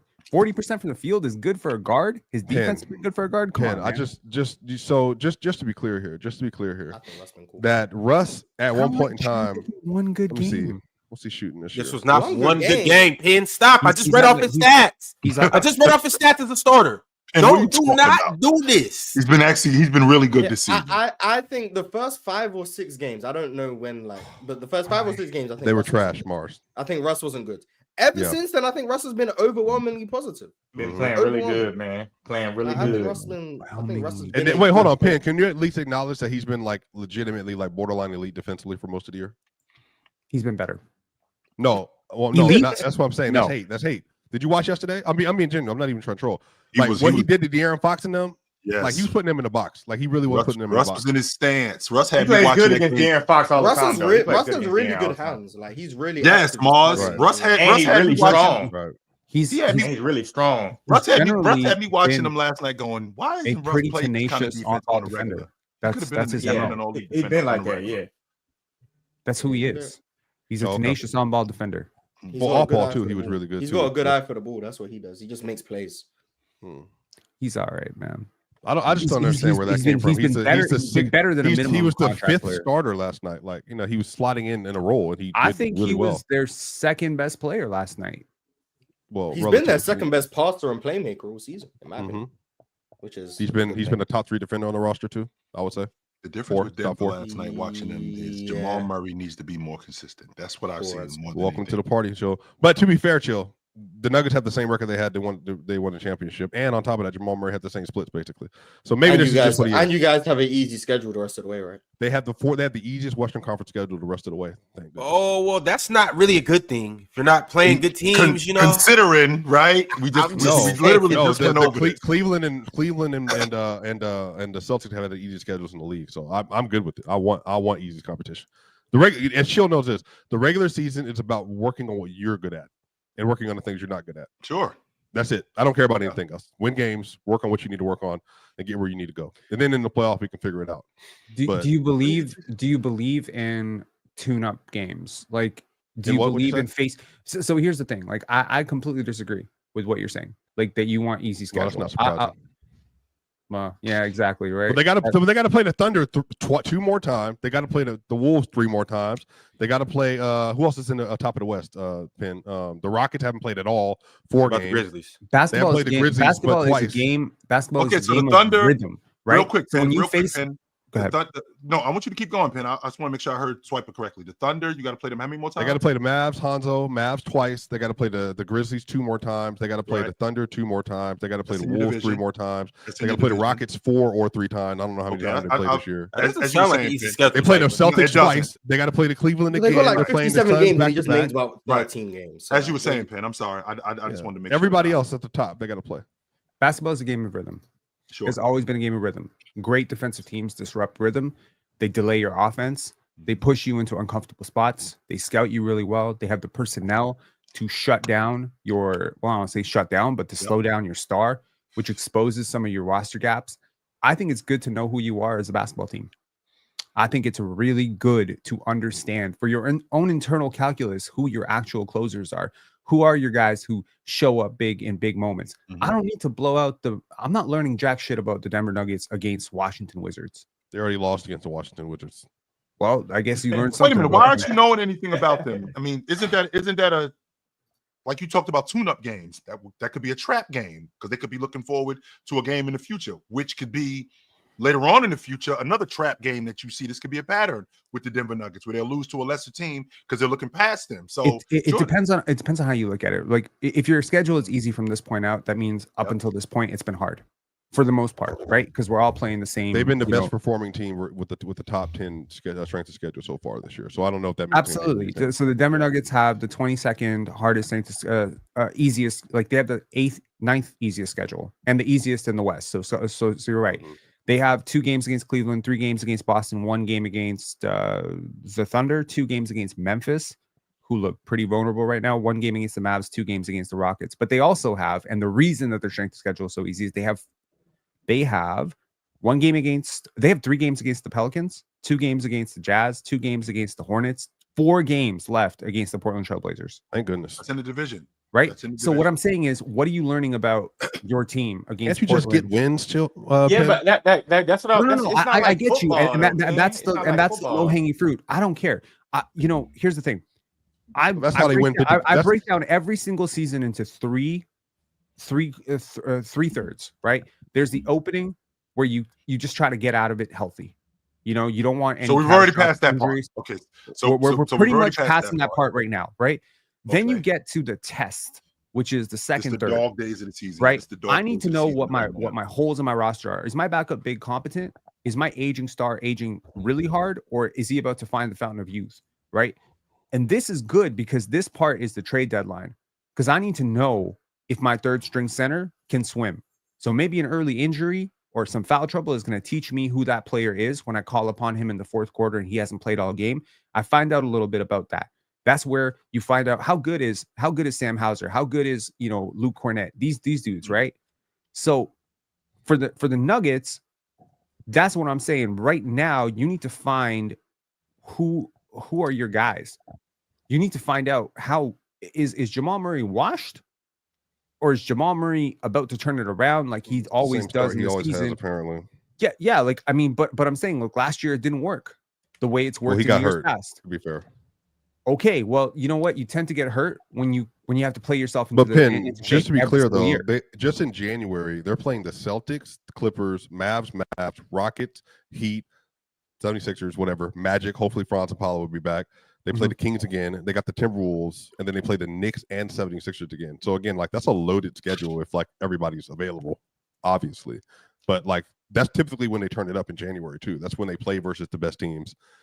That's when they typically play the Celtics in January or March. Every coach would tell you that they want to be playing their best basketball in April. That's when you want to be starting to play your best basketball. They didn't remember when they won the title. Remember, everything is not the Nuggets, Swiper. Some of us. Well, we're talking about this team, though. That's what I'm saying. We're talking about basketball in general. We're talking about on a general overview. If I'm the Cavaliers, do I want to peak in November or do I want to peak in April? You don't want to peak in April. You don't. You want to peak in June, right? But what I'm saying is, would you rather of the two? I would rather be playing my best basketball later. And it's hard to play your best basketball when you're playing against the Washington Wizards and the Portland Trailblazers every single night. So I personally would want a really hard strength of schedule early, a pretty okay one in the middle, and then I would want a couple of really good tune-up games going into the playoffs. Because again, in the West, where I think we'll agree that the 8th team or the 7th team could knock off the 1st or 2nd team. In the East, that seems impossible. In the West, that seems very possible. And by the way, we're not even sure right now if the Denver Nuggets will be the 7th seed. That has to knock off the 2nd seed. Or maybe the Denver Nuggets put together a string of wins because their strength of schedule eases up and they're the 3rd seed that has to face a very hungry 6th seed. And I don't know who that 6th seed is going to be right now, and neither do you. The 6th seed could damn well be Memphis. It could be Sacramento if they put on a run. We don't know what so it's well, those teams aren't. Respectfully. So what I'm saying is I don't really care about home court advantage as much as I care that I'm playing my best basketball going into the playoffs. And the teams that are at the bottom of the conference in the playoff bracket are naturally going to be a little bit more tuned up going into the playoffs because of the play-in. Yeah, right? But Penn, as far as I just don't agree with that. The plan is the first round one time, by the way, I think. In the West. But also like when you saying like playing my best basketball, like I think playing your best basketball has a lot to do with winning. And if you got to win against teams that maybe not as good, that's fine. Like the playoffs is a 7-game series if you make it that far. So you're gonna play a lot of games you got time to figure out. But I don't think that you just discount some of their early wins or some of their later wins to say that they're not playing their best basketball. Like, no, I like these guys have experience. They have talent. They can beat anybody if you put them in front of them. It's not like they've never been there before. In the situation that you're trying to bring up, to me, that's football. Like, that's football. Like, oh, he ain't playing nobody all season. Y'all been spanking these trash teams, and now it's the real show, and it's one and done. It's not one and done in the playoffs in basketball. They got to beat you 4 times.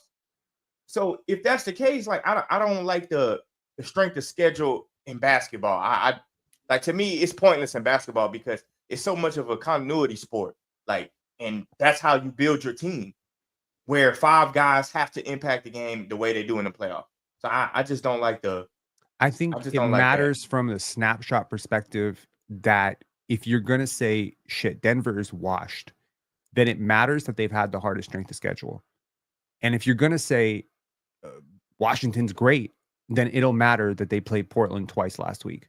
So this is what I'm saying. Like, you can't just use wins and losses and a record and say, well, like, this team is 16-0, so they're better than the Chicago Bulls. The Celtics and the Cleveland Cavaliers, given they've had the easier schedules? Like, do you feel differently about them?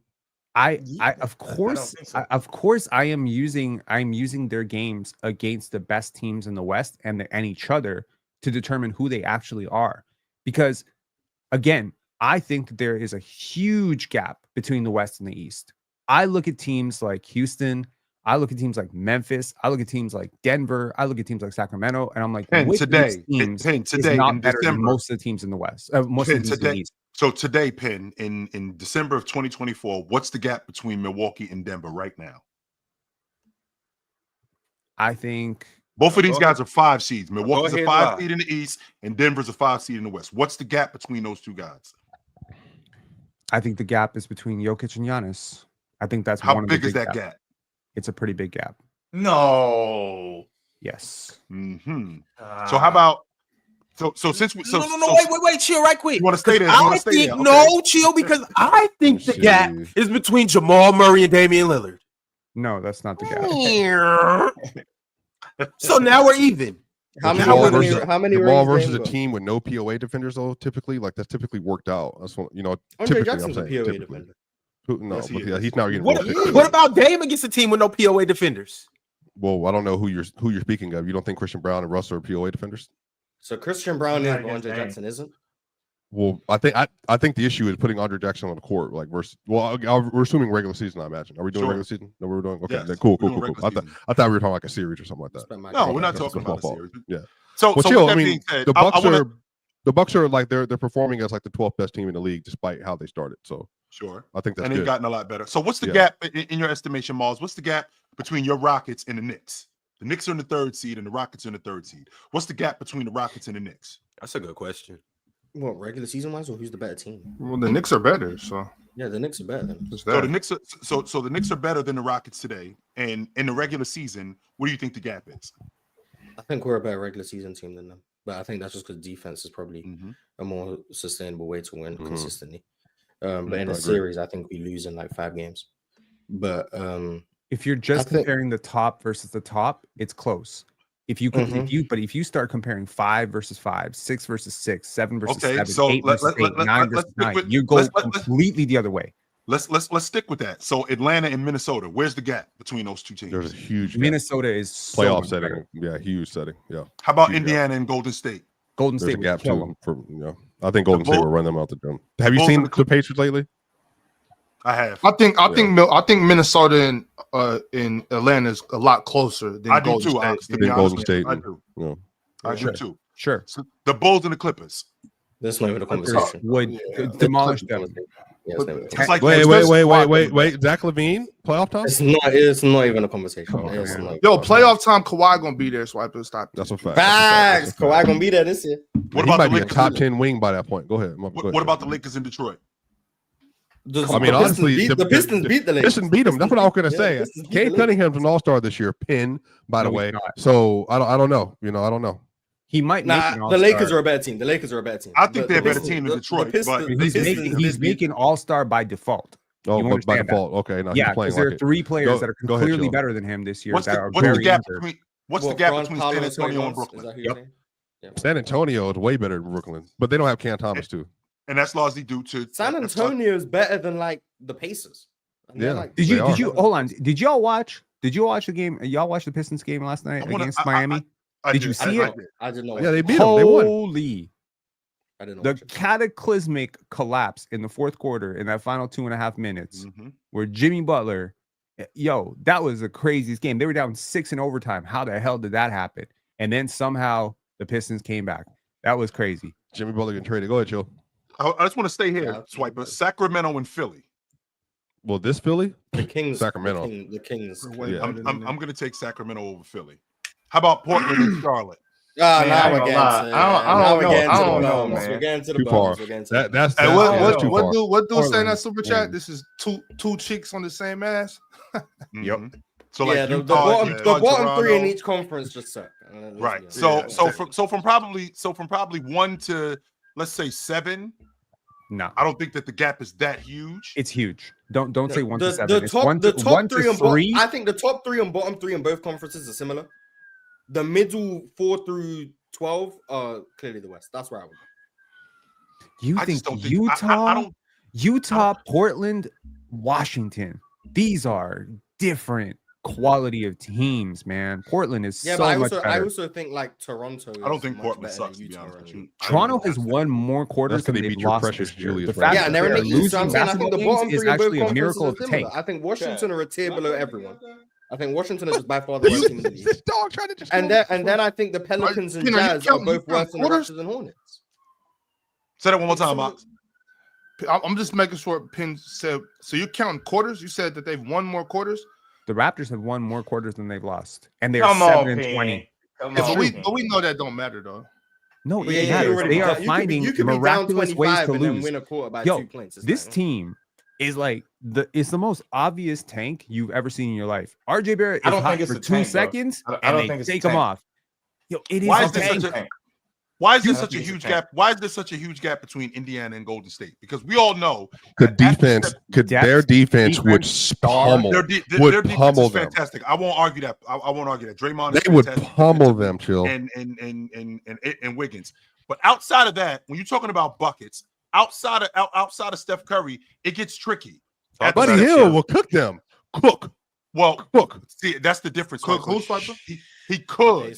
Right, he could cook them, but I mean, am I really looking at Dennis Schroder? By the way, is going crazy on that pick and roll.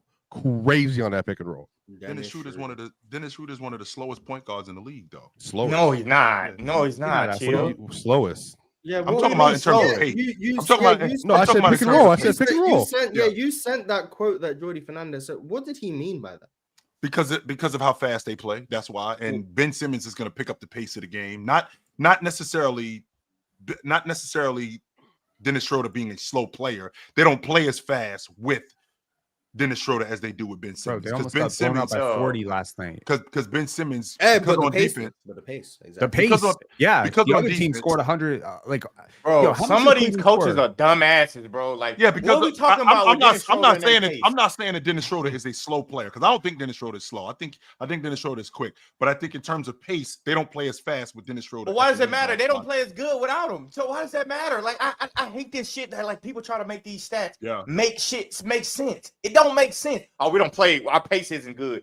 Our record isn't good without them. Like, why does that matter? Like, because everybody else playing fast, we need to play fast. But if you're not winning, you're not everybody else. Like, everybody has this idea. That's probably one of the main reasons why they're not winning, because they're not playing fast. They're going to play differently without Dennis. I just need to understand this. How good do y'all think Dennis Schroder actually is? Because it's like the way y'all talking about him. I think he's good. He's a 31-year-old. He's a role playing guard. I think he's very good. I think he's a step above a role player. If that makes sense. No. I think he's the starter. Did you guys just see what he just did in Brooklyn? I don't know what the step above a role player is. The next step is a star. The next step is a star. No. He is a competent starter. A very competent starter. No, so a role playing starter. A role player. What I'm hearing from Ron is, I think he's a borderline star. He's definitely above average. Ain't no borderline star, Jordan. Don't go too far. Way above. I said borderline all-star. So you think you said borderline what? Borderline all-star. So Derrick White's a borderline all-star. He's in Derrick White tier. Hell no, I'm mad at that. Hold on. I'm really not mad at that. Let Jordan talk. What'd you say, Jordan? I think he's in Derrick White too. Yes, I do. Derrick White is the premier role player. Derrick White's the premier role player. He's good like that. I agree. Premier role player. Dennis Schroder is a floor raiser. That's all I'm saying. So do you realize the Raptors traded him for nothing last year? But that doesn't matter, though. That doesn't matter. Of course it does. Derrick White got traded for nothing. Who got traded for nothing? Derrick White didn't get traded for nothing. Got multiple first-round picks. What are you talking about? And Josh Richardson. He got moved for him. Captain, quit lying. Multiple firsts for Derrick White. So if that's true, Jordan. So Jay, if that's true, what we're going to see is, again, this Golden State Warriors team lost 8 of their last 10 games. So they're essentially around the floor. So Dennis Schroder should raise this crew. And how is he going to raise this crew? I would tell you that's what I'm asking you. That's one of the Warriors' problems. One of the Warriors' problems is they don't have nobody that can beat nobody off the dribble. That's one of their problems that they have. Dennis Schroder is going to do that for them. He's going to be able to get in the paint. He's going to be able to manipulate pick and roll. He's going to be able to set other guys up. They don't have that on their team. He adds that element to their team. He's a really good player, bro. It's a reason why he's a good player. And I don't know why. And I know why. Like sometimes we kind of like disregard what he did in FIBA. But that is extremely hard. What he did that's a big deal. That's a big deal. But we're talking about the NBA and a 6'1" guard. Yes, you play against NBA players in the FIBA thing. Typically, but we also seen him in the playoffs where he gets hunted repeatedly and can't score. So I'm saying I've also seen that. I think Dennis is a good player. I've seen it the last time we saw him in the playoffs. The last time we saw him in the playoffs, that's what happened. I'm just saying that we've seen it happen. When he played with the Thunder against the Rockets, what was he doing? Dennis is a good player. I think he's going to mean something to the Warriors. And the question was, will they beat the Pacers?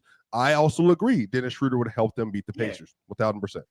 Easy. But go back to the Derrick White thing. Dennis Schroder is better than him. No, he's not. He's Please not. stop. No, I need you to relax. Hold on, Swiper. Holy shit! No, he's Like not. you'd love to put me in a Yes, box. he is. Swiper. No, he's Swiper, not. you'd love to put me in a box. Close up that cardboard box and put him in that. Make him explain why Dennis Schroder is better than Derrick White. I got Derrick White. What is Dennis Schroder doing that Derrick White doesn't do? And what does he do exceptionally? Derrick White is not raising the elements of the Brooklyn Nets like Dennis Schroder would. That's one thing he's not doing. Okay, clip this, Ron. Clip this. JD. No, don't clip this. Yes. Please, Lord, don't clip this. Here, wait, Ron, hold on. I stand with him. Okay, for the sake of the clip, Jordan, say your point Dennis Schroder again. can floor raise better than Derrick White can. Like, No, he said he's better. He said saying. he's better. He said he's better. But That's why I think he's better. Saying he's better. He values floor raising. How good can I you elevate one is bad players? Ruin the clip. Now Derrick White is a fantastic role player. I think he's a perfect guy you want to add to a piece on a team like the Celtics. Absolutely, or a championship team. Dennis Schroder on the other end. You can use a team like the Brooklyn Nets and say, we don't know where we're going this year. Put Dennis Schroder on the team, and all of a sudden now your expectations change a little bit. Like, oh shit, we kind of compete a little bit. That's Dennis Schroder. That Derrick White, you kind of be like, hang on. Derrick White's Dennis good. Schroder has changed teams 8 times That's since a good thing. 2018. Lou Williams changed teams so many times. That means they want you. Well, Lou Williams is a specialist. That's what that means. Lou Williams is different. Smith. Lou Williams. Wait a minute. Lou Williams and Dennis Schroder is similar. Lou Williams and Dennis Schroder is very similar. Lou Williams is a specialist. Now No, we're they're talking not. about that. No, thankfully he's not that. Thankfully, and even if that's true, then that means that Derrick White is a little bit more efficient. Derrick White's way better than Lou Williams, by the way. And the reason why I'm saying that, Jordan, you've been on 9 different teams. Wait a minute, in Jay, 6 way years, better. and you're better than Way Derrick better. White. Chill. Is that You just went for controversial? 2 He's second way round better picks. than How Lou many Williams. defensive years do Derrick White got? He's never gonna get one. Come on. One of the top 3 general managers of the league. That's because he starts. Hang on. Bro. That's why. We agree that he Masai joined the Ujiri is a Celtics as a really good bench player and evaluator of still talent. doing He signed Dennis Schroder last year for a mid-level exception. So not the 30 million that Derrick White's getting. He got signed mid-level. That was his top offer. Derrick White if Dennis Schroder get 35 or 30 million next year, what are you gonna say? Who's getting I'm 30 million? willing willing to bet you hard know what? cash I'll tell right you now. what. He doesn't say more than 20. I'll tell you Matter what right now, Matter of fact, I'm willing to bet you a solid band. He don't get over 17. More than $25 million next year. I'll quit. I'll quit basketball. No, but I'll quit everything. The point of I will quit the internet. That's the point of what I'm saying. I will leave. What the hell is going on? That's the point of what I'm saying. As far as like you trying to measure Dennis Schroder because he didn't get he don't get the amount of money Derrick White did. That's too, bro. He was a minimum player. How much? Because he signed for a minimum, or it's like $5 million. I'm trying to figure out. Just on an extension, no, I'm trying to figure out why everybody is ignoring. I'm trying to figure out why everybody's ignoring what Dennis Schroder has done this year. Hold on, wait a second. Y'all can go. I just want to know why we are just looking over the fact that the Brooklyn Nets have won 10 games this year. They're 10 and 16. Yep. And that's not due to Ben Simmons. I'm sorry, Mark. It's not Ben Simmons. It hasn't been Cam Johnson. Cam Thomas has been in and out the lineup. Yes. Hold on, Pin. Hold on, right quick. Who's their best player? No, he's not, dude. Yeah, but Dennis Schroder's been carrying. Oh God! But Dennis Schroder has been their best player this year. No, he hasn't. Yes, he has. No, he hasn't. I thought you were a Cam Thomas guy, Jordan. What happened? Cam Thomas gonna have to play basketball. Is what Jordan thinks. That's only been in all their biggest games this year. I'm finna run them down. They beat Milwaukee. Now, y'all might not say this was a big game, but they beat Milwaukee. Dennis Schroder, 29 and 6. The next game they play your Denver Nuggets, Swiper. Yeah, he had a double-double. Yeah, he was great. Well, no, he didn't just have a double-double. See, y'all are just trying to do that little thing and just try to get out of it. No, I'm not going to let you get out of it. He had 28 and 14. He had 28 and 14. He was great. Okay, let's put into context what it was. It was 28 and 14. The next night against Memphis. The next night against Memphis, they beat the Memphis Grizzlies 33 and 8. Let's keep going. No, let's keep going. They beat Memphis again 20 and 6. Let's keep going. They lose to Boston by 4. 20 and 4 assists. All right. They lose to Cleveland the next night. 22 and 5. He's been showing up in all their big games. Let me keep going. Let me keep going. I'm not done. No, let me keep going. I'm not done with this. They beat the Golden State Warriors by 8 points. Dennis Schroder. Wow. I think it's the reason why they traded for him, because he gave him 31 and 7. Because he bust their ass. In Golden State. He's a good player. The next night, they play against the Phoenix Suns. They popped the Suns by double digits. Dennis Schroder, wow. 29, 3 and 4. Can I keep going? Yes. No, you don't have Orlando Magic. He's a good player. They're a great defensive team. The Orlando Magic. They're a great defensive team. 20 and 7. Well, why don't you want to hear it? Because if I was talking about somebody else, not a good player, though. Wrong. You're wrong. If you think he's the best player on the Nets, you're crazy. You don't watch the Nets. I guarantee you don't watch the Nets. He clearly was the best player on the Nets. Are you gonna say Cam Thomas? Because he does. Cam Thomas is better than him. Cam Johnson's better than him. Nick Claxton's better than him. No, he's first of all, if right now they wanted to trade Nick Claxton been kind of disappointing. How many picks would you get for Nick Claxton right now? How many picks would you? Hang on. It's not about trade value. It's not about trade value. Yes, it is. It's not about trade value. Wemby's the best player in the league.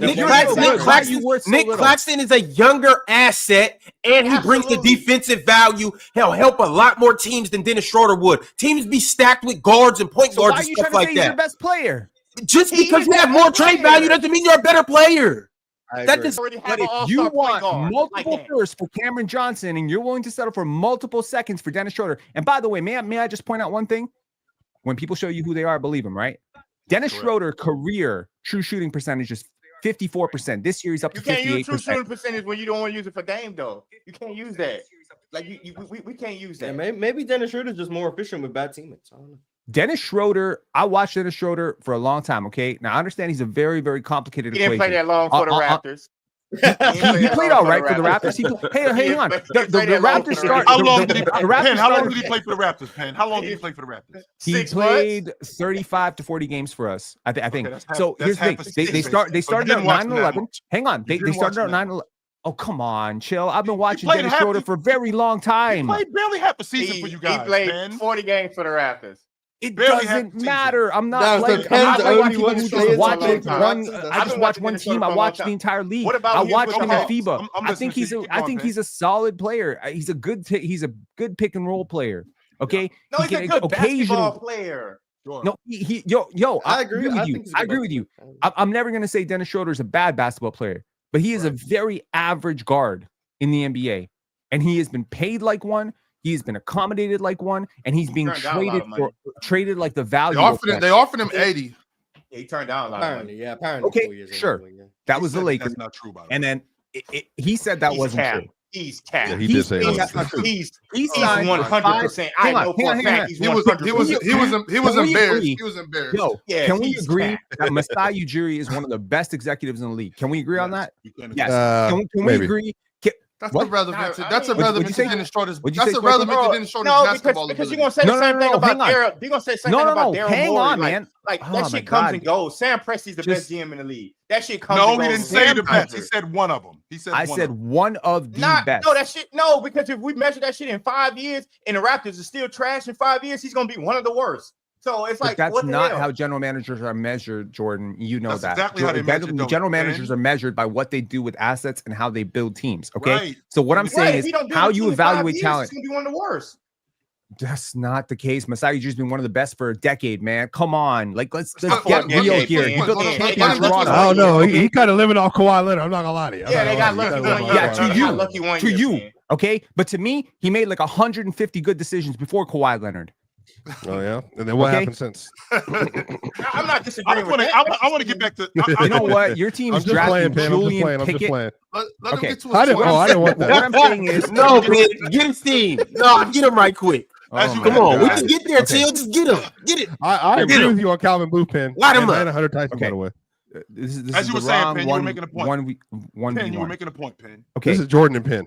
okay. The truth is, I'm gonna get you a minute, Swiper. Brad Stevens.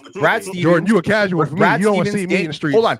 Stop me when I'm wrong when I say these are some of the best Penn. executives in the league. Brad Stevens, Danny Ainge, right? These are two of the best. Yeah. Right? Yeah, Danny Ainge had won a They're championship great, in years. right? We can agree on that. We can agree that Masai Ujiri is one of the best. Yes. We can agree that the OKC are one of the best evaluators of talent. They find Sam Presti. He finds talent everywhere. These are three teams that all gave up on Dennis Schroder for zero. They all had him in the building. They watched him work every single day. They all gave up on him for zilch. Bro, they Boston let him walk. Hang on. Boston let him walk. OKC didn't get jack shit for him. The Raptors literally traded him for, what was it last year? Spencer Dinwiddie, and then they waived Spencer Dinwiddie, which means they didn't even get a fucking pick for him. They didn't get minute. They didn't get the nothing. Raptors got rid of Lou Williams after he won 6 Man of the Year. Raptors got rid of Lou Williams after he won 6 Man of the Year. Was he trash? Proceeded to win a championship. I'm not saying Lou Williams was trash. No. You gotta stop years later, damn near 10 years later. You gotta stop basing how good a player is based on how somebody else feels about them. Based on how much they get paid. Let's talk about on the court. Because we doing that, Kyrie Irving. How do you think about him as a basketball player? I think he's a perfectly average guard. You can't always He's an talk about how good somebody is based on how Masai Ujiri feels about it. It matters to me that 8 teams are giving you it matters to me that 8 teams are giving Lou Williams that many times. Jamal Crawford, they got rid of him that many times. Jamal Crawford has never played for 8. Jamal Crawford never played for 9 teams in 6 years. Don't cap. Okay? All right, maybe not in 6 years, but he played for a lot of teams in a bunch of years. Like that. I just want to get to the Derrick White conversation. Chris Paul didn't play for half the league. What's that saying? Chris Paul has not played for half the league. So really quickly, Penn, and I want you to keep going. For a lot of teams. Penn, can we put a little bit of context on it? Because you're making it sound like they handed him over for a bucket of extra crispy in the 6-pack. They didn't take anything. Okay, so number one, he was a part of that Carmelo Anthony trade. We'll start there. So he was a part of that. Then in 2020, when he got traded out of Oklahoma City, they moved on for him because of Shai Gilgeous-Alexander. He's their future lead guard. They hold on to him for that guy, right? So now we're moving on to 21. Make the playoffs no more. One more time. They also didn't want to make the playoffs anymore. They want to stack up in the draft. That's exactly why they got rid of him. They made the playoffs with Dennis Schroder. Mm-hmm. They got bounced in the first round. So why would I want to keep doing that? I don't know. Right. So we're building a team around our league guard and shit. 3 points. Okay. Game 7. Boston. Right? Boston played him. Building it out around our league guard. Boston played him, and then they let him go. Right. For Daniel Tice, who was huge for them as a big. They traded him for a big in Daniel Tice, who was huge for them. Is that fair? And then he signs with Toronto. I mean, he signs back with Lakers, but then he signs back with Toronto, and then you move on from him. Hang on. You missed a very critical detail. Which one did I miss? I'm sorry. What did he sign with the Lakers for? A minimum. That first of all, Penn, you cannot say that stuff when the CBA has changed. Well, not no. We're talking about 22. Hadn't changed at that point. It's not 22. It hadn't changed at that point. It's not. It hadn't changed at that point. Who's the better player? And we're discussing what Dennis Schroder's value is. Because that's what I'm trying to say. Y'all gassing him up because of a hot start. That's Penn's. Bro, Solomon Hill got fucking $60 million and he's sorry as shit. Penn, you can't say that. Solomon was nice, Jordan. Respect Solomon. Hill was crap. No, he was good. He was good. But you don't respect Al-Farouq Aminu? Ron, how many times have we seen a guy, Ron, how many times have we seen a guy sign a contract, sign an extension for a lot of money, and we like, what the hell? What's going on with this guy? Baby. So with that, right? Jordan I saw him play in the finals. $16 million, right? Jordan gave that $60 million, but then you get Dennis Schroder for the minimum. Who that in all actuality, that was actually a steal. For what Dennis Schroder always did going to be a steal. It's that always was a going to be a steal for what he did for them. Schroder. But let's get back to Mars. Chill, I agree with you. I think Dennis Schroder would be really good on a contender. I actually was hoping he would go to a contender.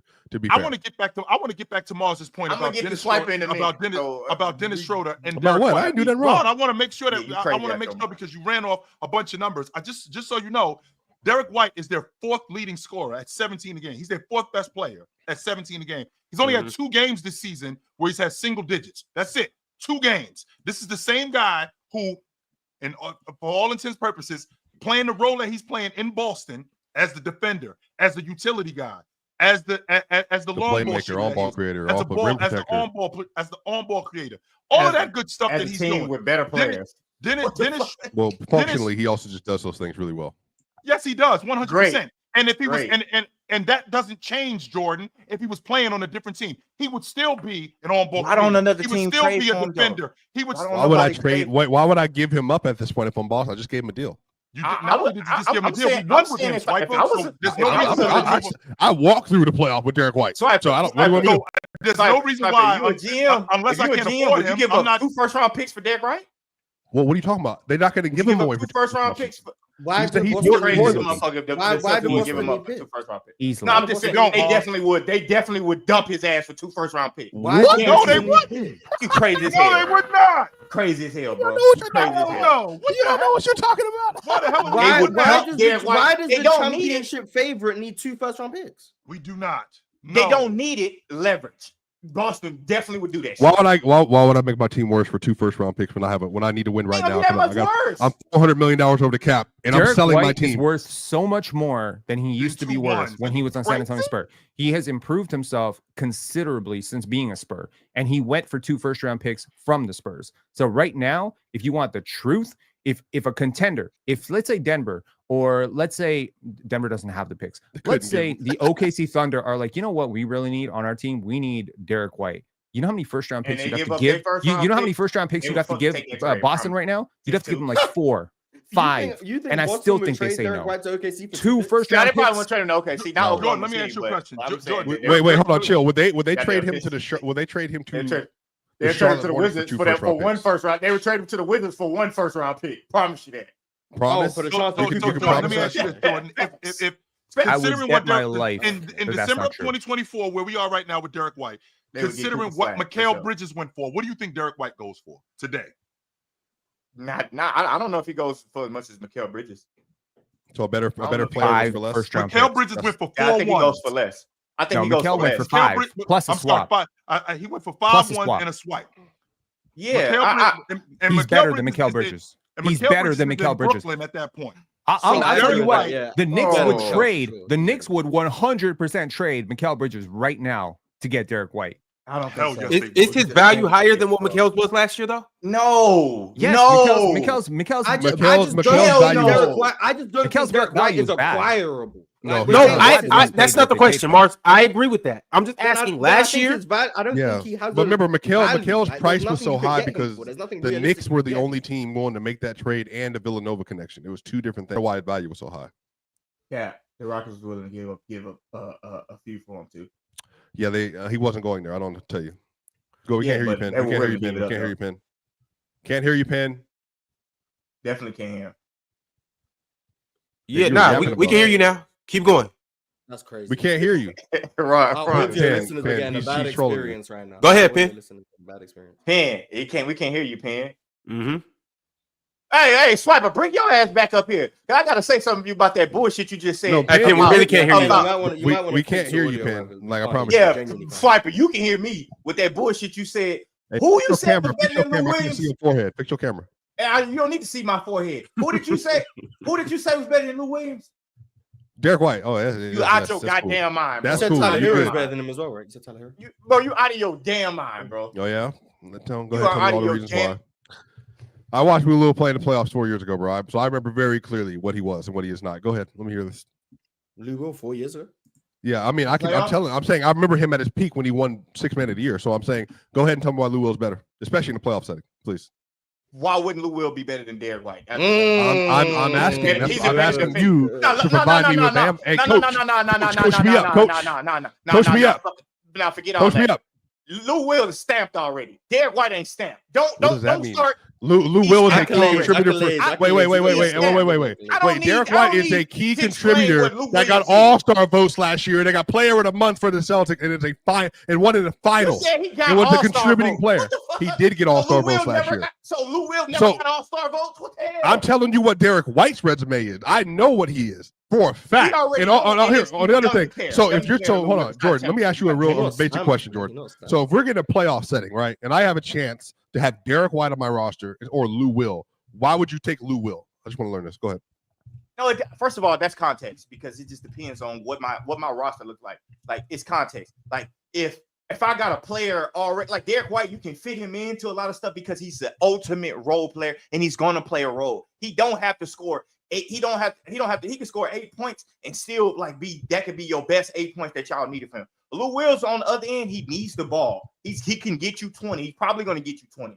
So that's totally different. Like the roles are different. So I don't just say plug and play with some guys. Derrick White is a plug and play guy. Lou Will is not just because of who he is. He needs the ball. That's it. So you can't really say that with, who would you take? It just depends on what my team look like.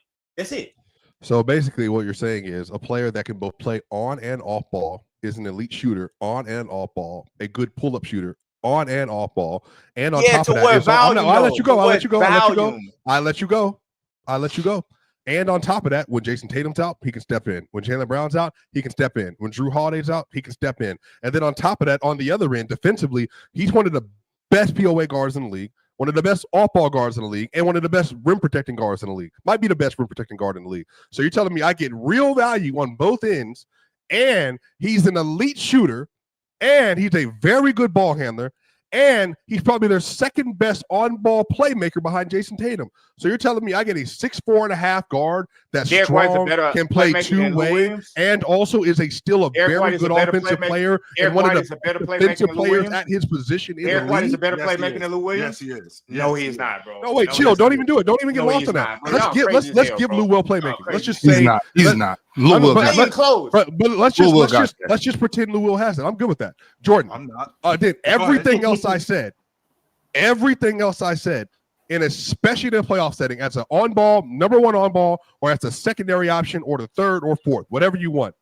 Derrick White can be what you need on and off ball. And guess what, Jordan? Hold on, Jordan. And Jordan, guess what? The best part about Derrick White. Don't do that. The best part about Derrick White is the best part about Derrick White. Listen to this. I can upscale and downscale Derrick White at will to whatever role I need him to play. And defensively, he is going to absolutely put you in the worst situation possible on every single possession. And on top of that, if you blow by him, he's one of the best shot blockers in the league. So not only am I staying in front of you, if I go zone, I can play him down in the corner because he's very good in space. If I go zone and put him at the top, he's not going to give up penetration. And if he does, he can get his hands in there and steal the ball. And then on top of that, he can get to the rim and finish. And then on top of that, I can just float out to the corner, float out to the wing, float out to the top of the key, run, pick and roll, dive, pick back out, come off a screen, and I'm hitting shots. So it's real convenient for you to care about defense today, Swiper. But look, what I'm saying is, look, hold on, Swiper, y'all two keep talking over each other. Let's relax for a second. I didn't hear nothing Jordan said. I barely heard anything you said. What I'm saying is this, Swiper. Derrick White is a better defender than Lou Williams. Definitely is. I think Lou Williams is better than Derrick White all around, though. All around. Lou Williams is a better offensive player than him. I think Lou Williams is just a better basketball player than Derrick White. I do understand that Derrick White has some specialties on defense. I can acknowledge that, but I'm saying as an overall basketball player, bro, what Swiper said, Ox, acknowledge Lou Will is better. Look, Ox, what Swiper said about him, we can upscale Derrick White and then we can drop the scale on him. You know why you do that? It's because when you talk about on offense, Lou Will is consistently a better scorer than he's not. Look at the playoff 2020. Just pull the playoff 2020. That's all I got to do. Just pull the playoff 2020. Literally, the thing is, I'm actually shocked. So I'm shocked. I ain't know anybody thought Derrick White. No, I love Derrick White. He's from Colorado, number one. So I know who Derrick White was for years. But I'm saying, I've always liked Derrick White. I wanted him traded to the Nuggets in 22. I like Derrick White too. I just didn't know anybody thought he was. You like Derrick White because he went to Colorado. That's the only reason you like him. But hold on, please, everybody. Like you don't have those Seattle players. Yeah. So this is what I'm trying to say. So this is what I love, Jordan. When you talk to me, you're gonna have to bring stuff to the table, and I'm saying I can pull up what Lou Will was.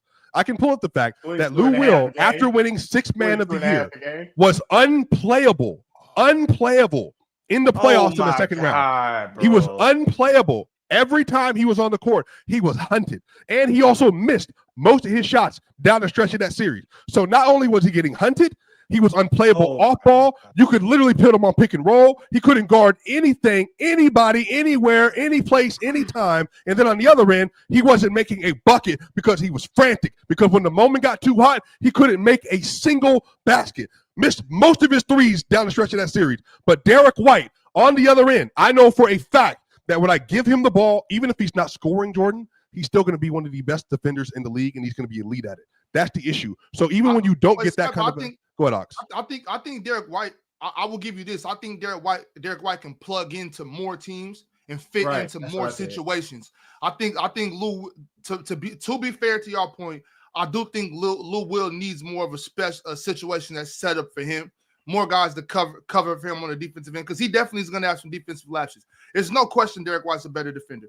I just so let me put it that way. Let me say that on certain teams, I don't think do I got to say that he's better than Lou Will because he's more adaptable. He can play on more teams, more varieties of situations. How is this conversation going for y'all? It just depends on what you value. How much does that matter to y'all?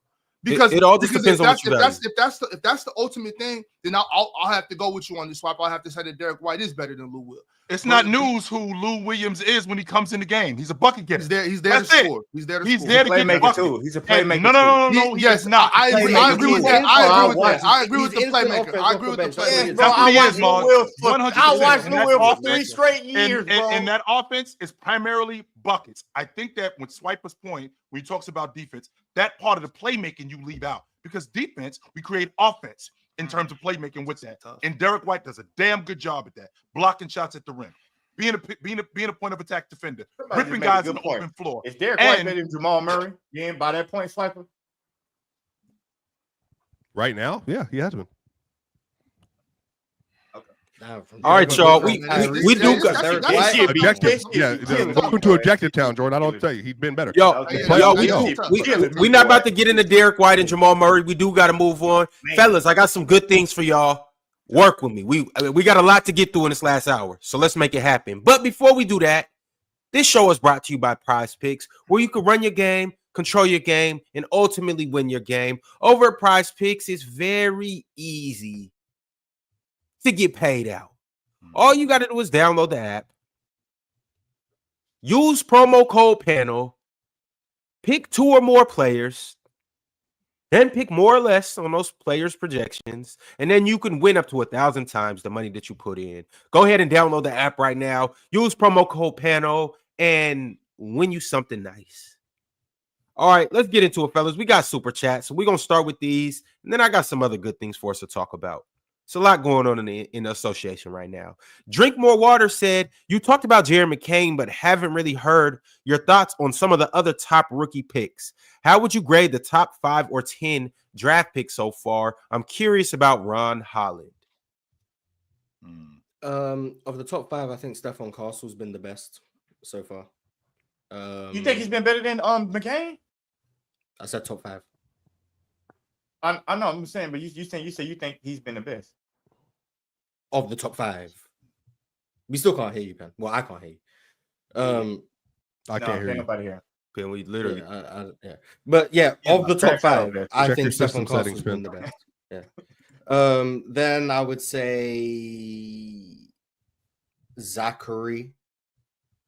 I would say Zachary, then Alex Saw, then Ron Holland, then Reed Shepherd. I think Ron has shown flashes. I just think he's very raw right now. I love his on-ball defense and his tenacity. I think he plays with some of the highest motor in the NBA. And I think his athleticism is very clearly translated. But just in terms of decision-making, shooting the ball, handle, I just don't think he's very skilled right now. That's the problem. But in terms of effort and motor and energy and athleticism, all of those things have translated. So I'm optimistic about Ron Holland. And I think in the last few games, I think he's picked it up and he's playing better. But over the course of the season, I would say Stephon Castle, Zachary, Alex, Ron Holland, Reed Shepherd. Reed Shepherd just doesn't really play, so that doesn't help him. But shout out to Bill Belichick, coach. Are you once they come off Patrick Williams, my top's gonna get the ball. How do you feel about his future prospects after watching him for a quarter of the season, Mars? I wasn't as high on him as most people anyway, but I'm just concerned. Like he's not a point guard and he's too small to play off the ball. You talking about Reed Shepherd? Yeah, like he's a two guard, but is too small to be a two guard, in my opinion. And I'm not gonna hold against him that like he's not shooting a three at a high clip. Like it's hard to have a high 3-point percentage when like you're taking like 1-3 a game. Like it's hard for me to like hold that against him. But he's too small. Like he's got great hands on defense, but he's still too small. He gets mismatched and he gets picked apart. Some of it is just misunderstanding like his assignments and stuff, which is expected as a rookie.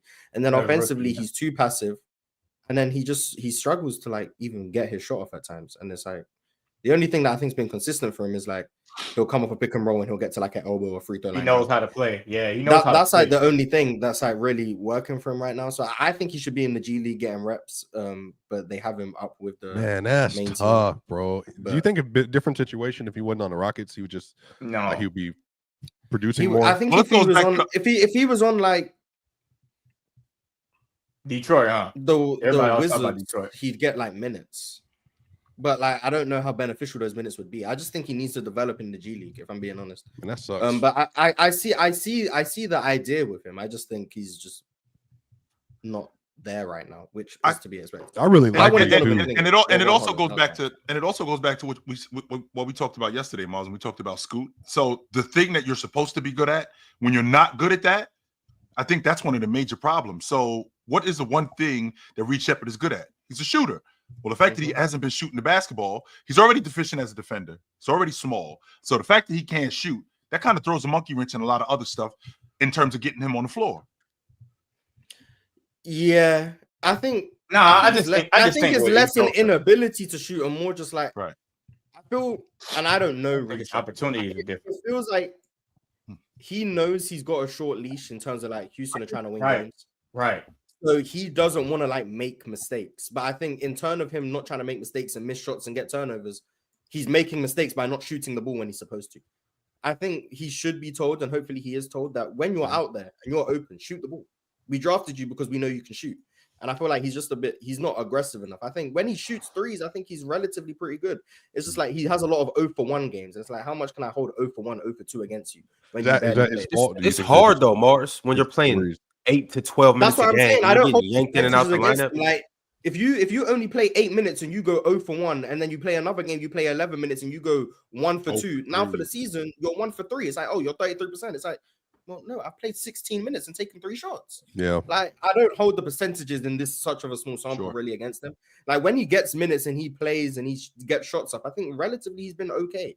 So, like, I think he can shoot. I think the issue is he doesn't do enough to justify playing minutes right now on a team that's trying to win, which is unfortunate. But that's what happens when you go to a team that's... You know what? Like, I think he's disappointed, but somebody that I have been way...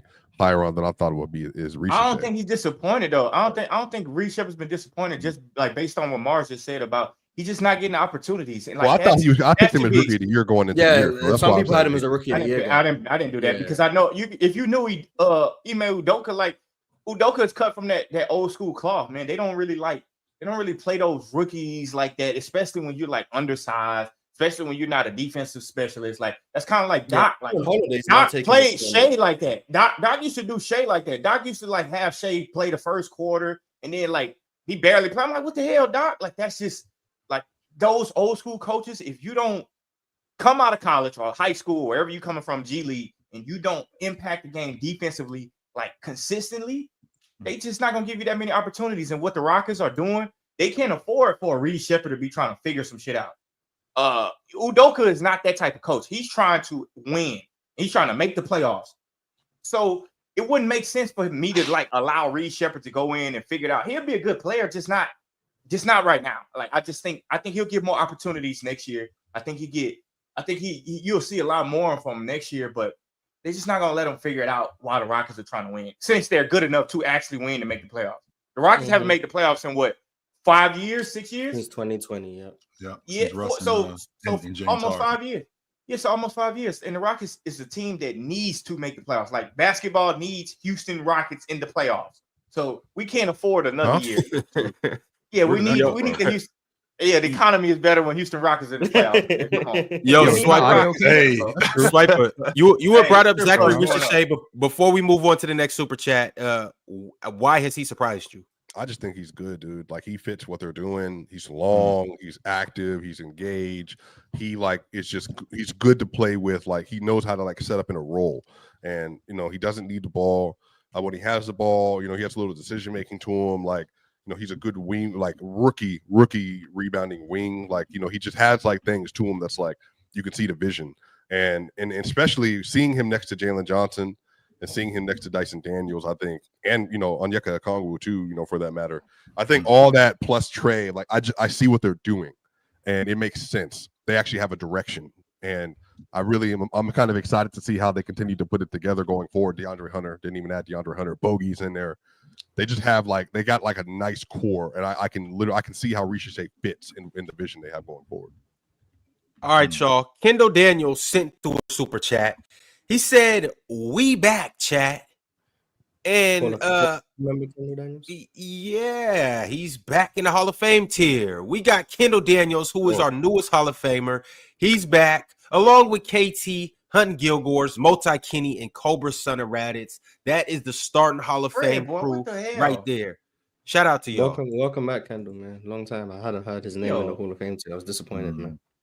Yo, we gotta chill in the chat, man. That's crazy. Killer Cam sent through a members chat. He's been around for 15 months. He said Dennis got traded from the Celtics in 2022 because he was mediocre. Don't compare him to my GOAT, Derrick White. Facts. Yeah, I think Derrick White's better, but I think I'm just higher on Derrick White than a lot of people. Actually, no, I actually don't think that. Have you seen going around people saying Derrick White's better than prime Klay Thompson? What? Yeah. So Swiper might think so. Swiper might think so. People been saying Derrick. Might think so because he can make better plays. I didn't even hear who he said. Jordan, stop yapping. Klay Thompson. Klay Thompson. People been saying currently this current. No, prime. No. I thought again. I just want to be clear here. Again, I know everybody's going to say that I was tripping. Again, maybe because I was younger, chill, and I've evolved. But I thought Klay Thompson was the top 15 player at his apex. But that's just me, though. I thought Klay was that. No, I think everybody. I thought Klay was that. He wasn't. I absolutely did not think that. That's what I'm saying. I thought it was top 25. Top 25. That's fair. I think wasn't Klay Thompson an All-Pro? He was, but I can understand. He made some All NBA teams, but that was before his positional. Before it wasn't positional, so he was like the shooting guards were just trash. He was like the second best shooting guard in the league, but it was like trash. Yeah, I used to have arguments. People be talking about he was better than James Harden. That shit pissed me off. I'm like, you out your goddamn mind. Yeah, they were like two-way player. Like he was shit about no two-way player. He wasn't better. I wasn't trying to hear that one. Yeah, it was saying The argument that I heard the most was him and buckets. Jimmy Butler was always better than Klay. It was him and Kyrie too. It was a lot of the one that I heard the most was him and buckets. Kyrie was always Jimmy Butler. Hey, hold on. But go back to the Derrick White thing about Jimmy G buckets. Like I want people to understand when you trade a guy like Dennis Schroder for Derrick White, it's no slight to the player that you traded for him. Like, oh, he's better. He's a better fit. Like a lot of times, that's all that matters. Like if I got Jason Tatum and Jaylen Brown who actively hunt shots at times, especially around that time. You couldn't look at a box score, and if Jason Tatum took 25 shots, Jaylen Brown was right by him taking 24, 25 too. They were actively doing that. So you get a guy like Dennis Schroder on a team who needs the ball, who's not just going to be a corner specialist, a catch and shoot. Like that's not his game. That's not everybody's game. Of course, you would trade that for a guy like, okay, Derrick White, he don't really need the ball. He can still be effective without the ball. For this team, since we already have a Dennis Schroder on our team, why wouldn't I give him up? Like, it's not so much about, oh, he was so mediocre, so we trade him. It's like, no, it's a better fit. Like, you just do that as a coach. I already cleared your argument. So he's just a better player. White is an error-free basketball player. He doesn't make a lot of mistakes. Defensively, he doesn't make a lot of mistakes. Yeah, because his role isn't like in a position to where he's going to make like the mistakes superstars. That's not true, Jordan. No, that's not true, Jordan. Because number one, but no, it's not true. He's not the James Harden role where he's going to be like, Jay, the reason why Jay, the reason why that's not true is because with Derrick White and his role, a lot of times, especially because of how much Boston switches, he's responsible on the perimeter for being a defender. If he blows assignments, he's screwing them up. So he has to do that. He has to be on his job. Is an air-free basketball player. There's a type of player that just gets criminally underrated, and there's a type of player that gets overrated by the masses. Okay, and primacy of ball handling responsibilities, shot attempts are going to overrate a basketball player. And when you do the subtle stuff that maybe other people don't notice, that's what's going to get you underrated. The screen setting, the defensive versatility. Derrick White is fundamentally a better basketball player. Now, you think he can't be Dennis Schroder better than Dennis Schroder. I argue, so what? So what? Even if you're right, even if you're right that he can't handle as many pick and roll possessions as Dennis Schroder, even if you're right that he can't finish around the rim as good as Dennis Schroder, bro, he shoots 40+% from three on double the volume.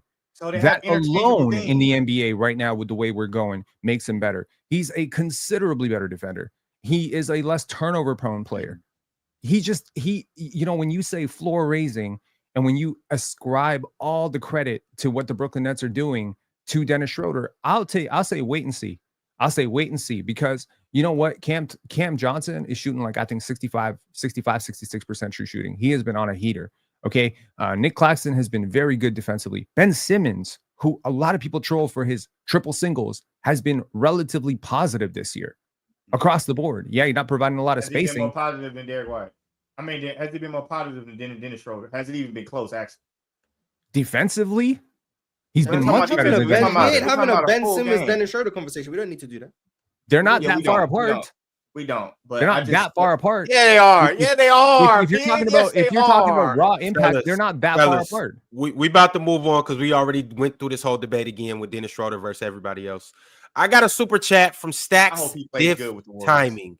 He said, "This is on BK. He not raising any contender ceiling." Okay, well, if he raised the Warriors ceiling, we'll see. He said contenders.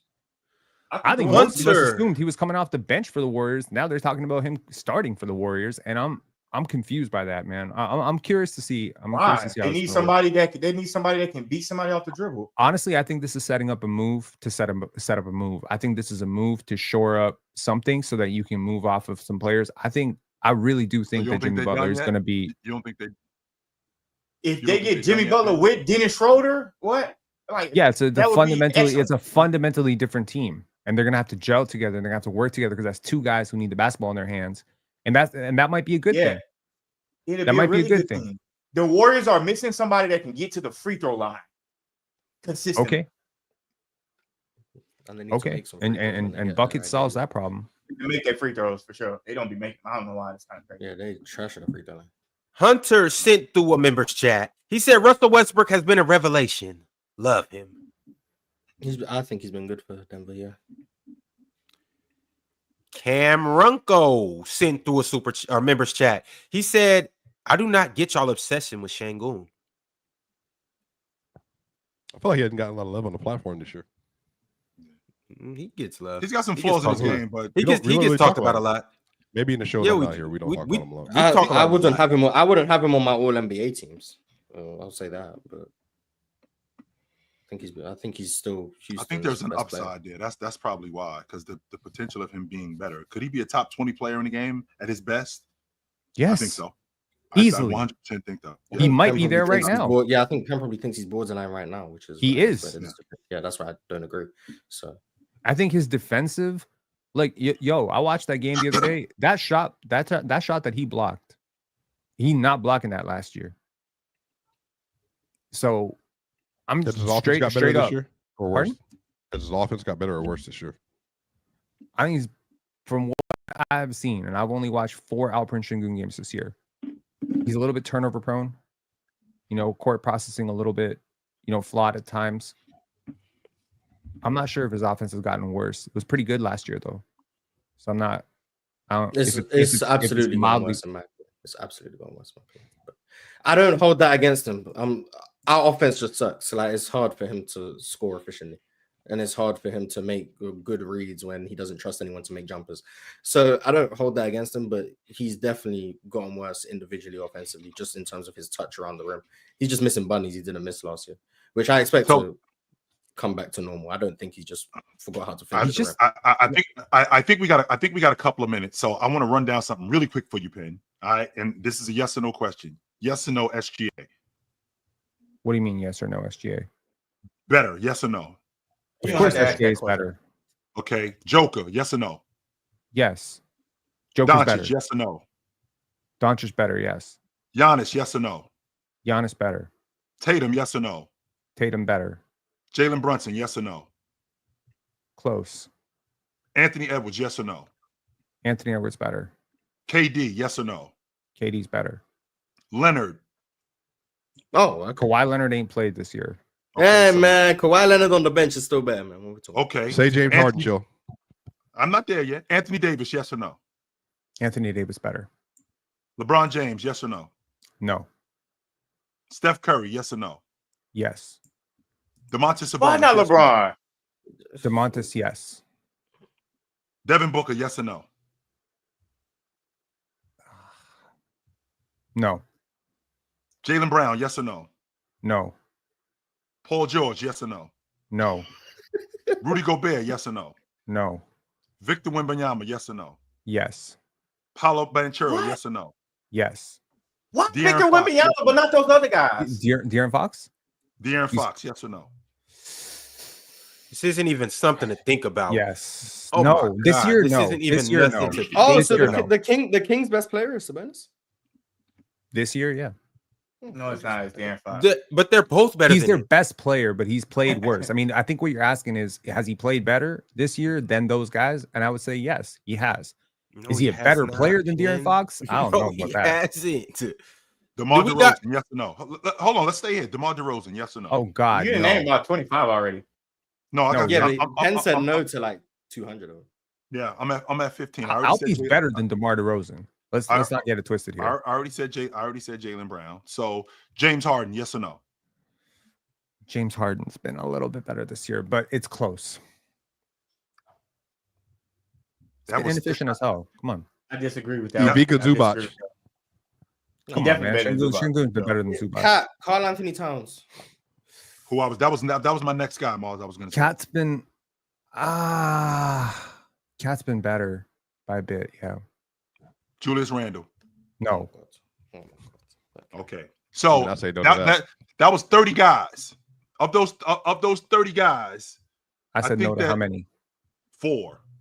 No. No, he said no way more He than said that. no to I heard more than that. Kyrie. He said At no to least Jalen 10. Brunson, At least no to 10. Booker. Is Kyrie No to Kyrie PG. better than Sengun? I did not say No to Devin Booker. You got- you- Ludicrous. No to LeBron. No, Luda. no You to said no to, LeBron. you said no to The Jalen no Brunson. to That's LeBron. an idiocy. He to said me, I'll he be said honest. no to a few. Is Kyrie better than Sengun? This year. Yes. He's a better player overall. Has he played yes. better this year?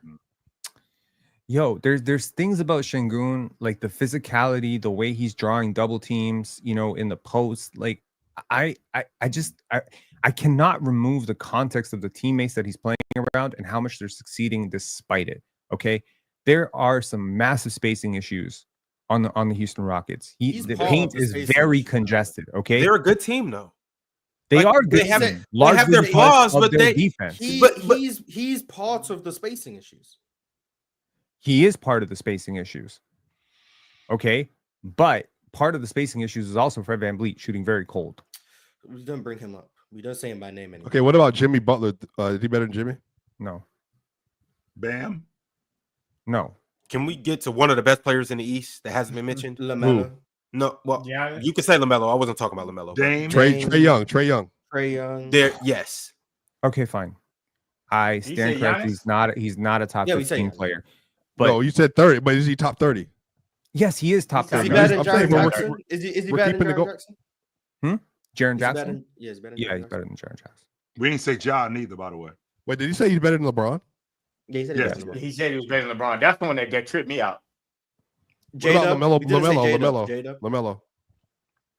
Yeah, I think he's better than LaMelo, but LaMelo's playing like lights out this year. Well, that's what I'm Is he saying. Is he better than this year? Jalen Williams? Is he better than Jalen Williams?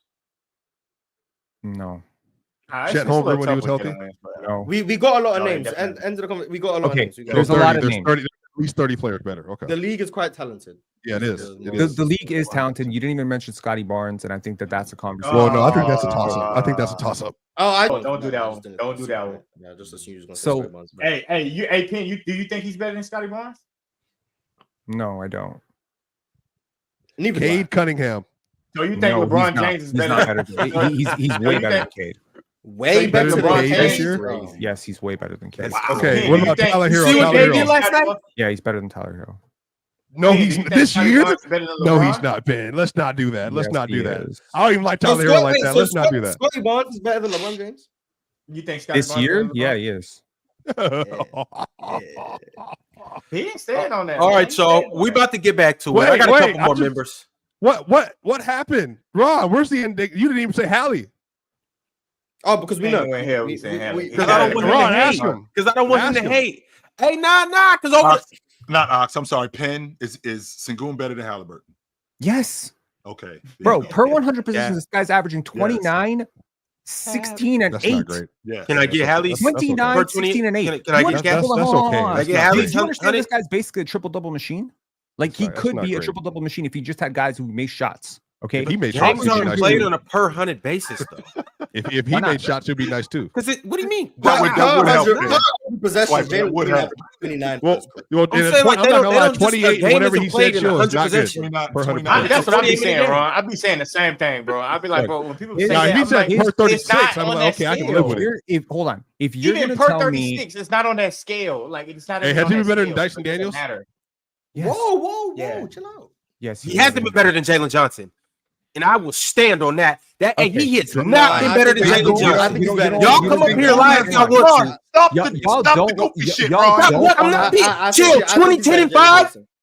20, 10, and 5. 2 steals, 2 blocks. He's not been better than that. Hey, chill. You might not have been watching, even though, chill. I only watched the Atlanta Hawks for 2 reasons. Dyson Daniels and Jalen Johnson. You haven't been watching. Hey, you haven't been watching. Hey, Jalen Johnson is in a tier of his own right now with the 20, 10, and 5. I think it's like Giannis and then one more other player that's had as many 20, 10, and 5 games as he's had.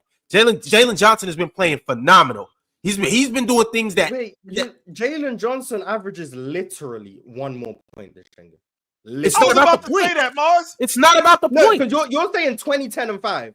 Jalen Johnson He's is 19, 11, and 5. 19.6, 5. 10.1, 5.5. Sengun is 18.6, 10.6, 5.2. 11. The difference is 1 point. Okay, the point is not. The point is not. So then why you I'm doing talking 20, about 10, me 5? The difference is 1 watching point. them play. No, you brought Jalen, 20, no, 10, 5. me That's not right. watching them play. Jalen Johnson is a better player than Sengun. Yeah, I disagree. No, you're not wrong. I think Okay. that's his realm. I think that's Respect, Sengun's realm. respect. I I think think- Jalen All Johnson- right, I think Hey, Jalen that's your- Johnson is Sengun's tier. But we agreed on Trey Young, right, Penn? Yeah. Okay. But shout out to Jalen Johnson because I'm really. Whose I'm background really is- Jalen Johnson. That's not mine. I don't think it's mine. Jordan, all right, y'all, Jordan we over could- on It's not Instagram. me. No, it's not me, He bro. on World Star. He on World Star. Yeah, I think He on World it's Star. Jordan. No, it's not me, bro. Don't I blame think he's that an on me. I was all-star. not even doing nothing. What I'm I gonna doubt say he is, makes I the think All-Star he's team, an but if he all-star. doesn't, right? I think he's an all-star. Yeah, he he ain't is sniffing it the this year, I'm best not gonna lie. player. I mean, I would argue he's the best player on one of the best teams in the league. And you can argue that they're a very egalitarian team in the sense that Amen Thompson, Tari Eason, Fred VanVleet, Jalen, there's a deep team and the coaching has been good. Jalen Green's name. Huh? Did I skip Jalen Green? Say Jalen Green's name. I want to That's say crazy. Jalen Green, but I'd rather say something else. So I'm just saying, Amen like, Thompson is better than Jalen Green. Amen Thompson is way better than Sky's Jalen blue. Green. Amen Thompson is our second best player. Behind I can make the Alperen. argument he's our best player. but I'm not so gonna do glad. that. I'm so glad me and Mark didn't have to go to our one-on-one. But I Jalen Green also debate. want to put it out there that So glad. Sengun as a scorer has barely been better than Jalen Green. I also want to put that out there, just letting it be known. Like, Wanna add that, no Kyle? one has scored well on this team. So Look, what I'm saying is Alperen Sengun is shooting like pretty much the worst that he shot in years, 3 years now. So unless you're going to tell me that he just became the worst 3-point shooter in the league, the worst, he became super inefficient around the rim. I'm looking at this guy's possessions Green is right also now. shooting I'm worse literally than he looking at has his against the possessions rim. right now, his missed shots. He's like open and he's just missing them. Okay. So that could be a small sample bias. I'll tell you right now, he's not going to be shooting this at the end of the year. So the question is, if he starts shooting a little bit better and his teammates start making a few more shots as they become a little bit more comfortable. One of his teammates gonna be Jimmy Butler soon. So Alpies. Yo, we gotta move on. No, I got some other things for us to get into. 448 Gaming XX became a member today. Shout out to 448. Benjamin Alberton also became a member. Shout out to Benjamin. Who else we got? Bunch of J's became a member. That's Jaren Jackson Jr.'s like great grandson right there. Hey, Mars. After quadruple, what is next? Quintuple. Well, after that, what's that? Sextuple, and then septuple, then octuple, then non-tuple, and then octuple. There you go. Dectuple. I don't know. Hanzo has been a member for 12 months. He said, shout out Luka, lowest usage rate since rookie year, 32%. 35% of his buckets are assisted, less time of possession. Shout out to Jamaican Chill and also Sabonis over Jokic. Hanzo wants so badly for Jokic to like leave the planet so Luka has a chance to be best player in the world. But it's funny. Luka is very clearly playing differently this year, but it hasn't. He wants him to like go to Mars and like populate, colonize another land. And so he didn't, because I think for him, like he's like, oh, Luka, 1920 first team all, it's his league, it's his era, and then Joker's like, I'm not sure he can go to Mars. I'm pretty sure if he does, he's going to get there faster than anybody else. He's a very efficient guy. So, are you Jamaican? No, I am not. 82% of my guy who was on Real Talk stream yesterday. 82% of my lineage is Nigerian. Shout out to you, bro. Oh, that's dope. Adam West said, not Mr. I got a stats degree saying L basketball. Trash. You got a stats degree. Me. Oh. Study statistics. What's a stats degree? A degree in statistics. It's really not that. From one of the best universities in the world. You know what's funny? You could make a lot of money doing that, Jordan. Like you could make a legit lot of money doing that. I could just get Chat GPT and they could figure out stuff for me. I don't need to pay. No, that's crazy. Brax the Bandit, y'all know the face, y'all know the name. He said, "Barbecue Puma alert." I don't know what that means. Me neither. Me getting barbecued fried. Yo, I've been cooked a lot on this episode. First by Mars. Now on my stupid Sengun take. Yo, Sengun's worse than I thought. My bad, y'all. But I think he's gonna be better. I'm projecting. At least forward. you own up to it. Yeah, I think Jalen Green gonna be bad, man. Jalen Green's having his least efficient season.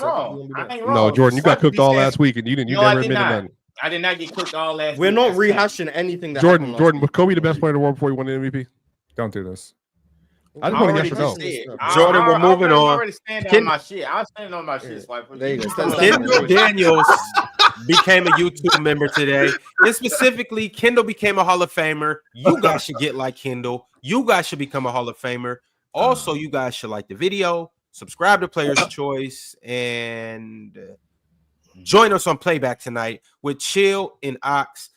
They will be watching the championship game of the NBA Cup. It's going to be a good one. I'll see you guys there. Vision Gang also became a YouTube member, and he said Jordan needs his own show. Old school ball with a smile. That's the Brotherhood, Jordan.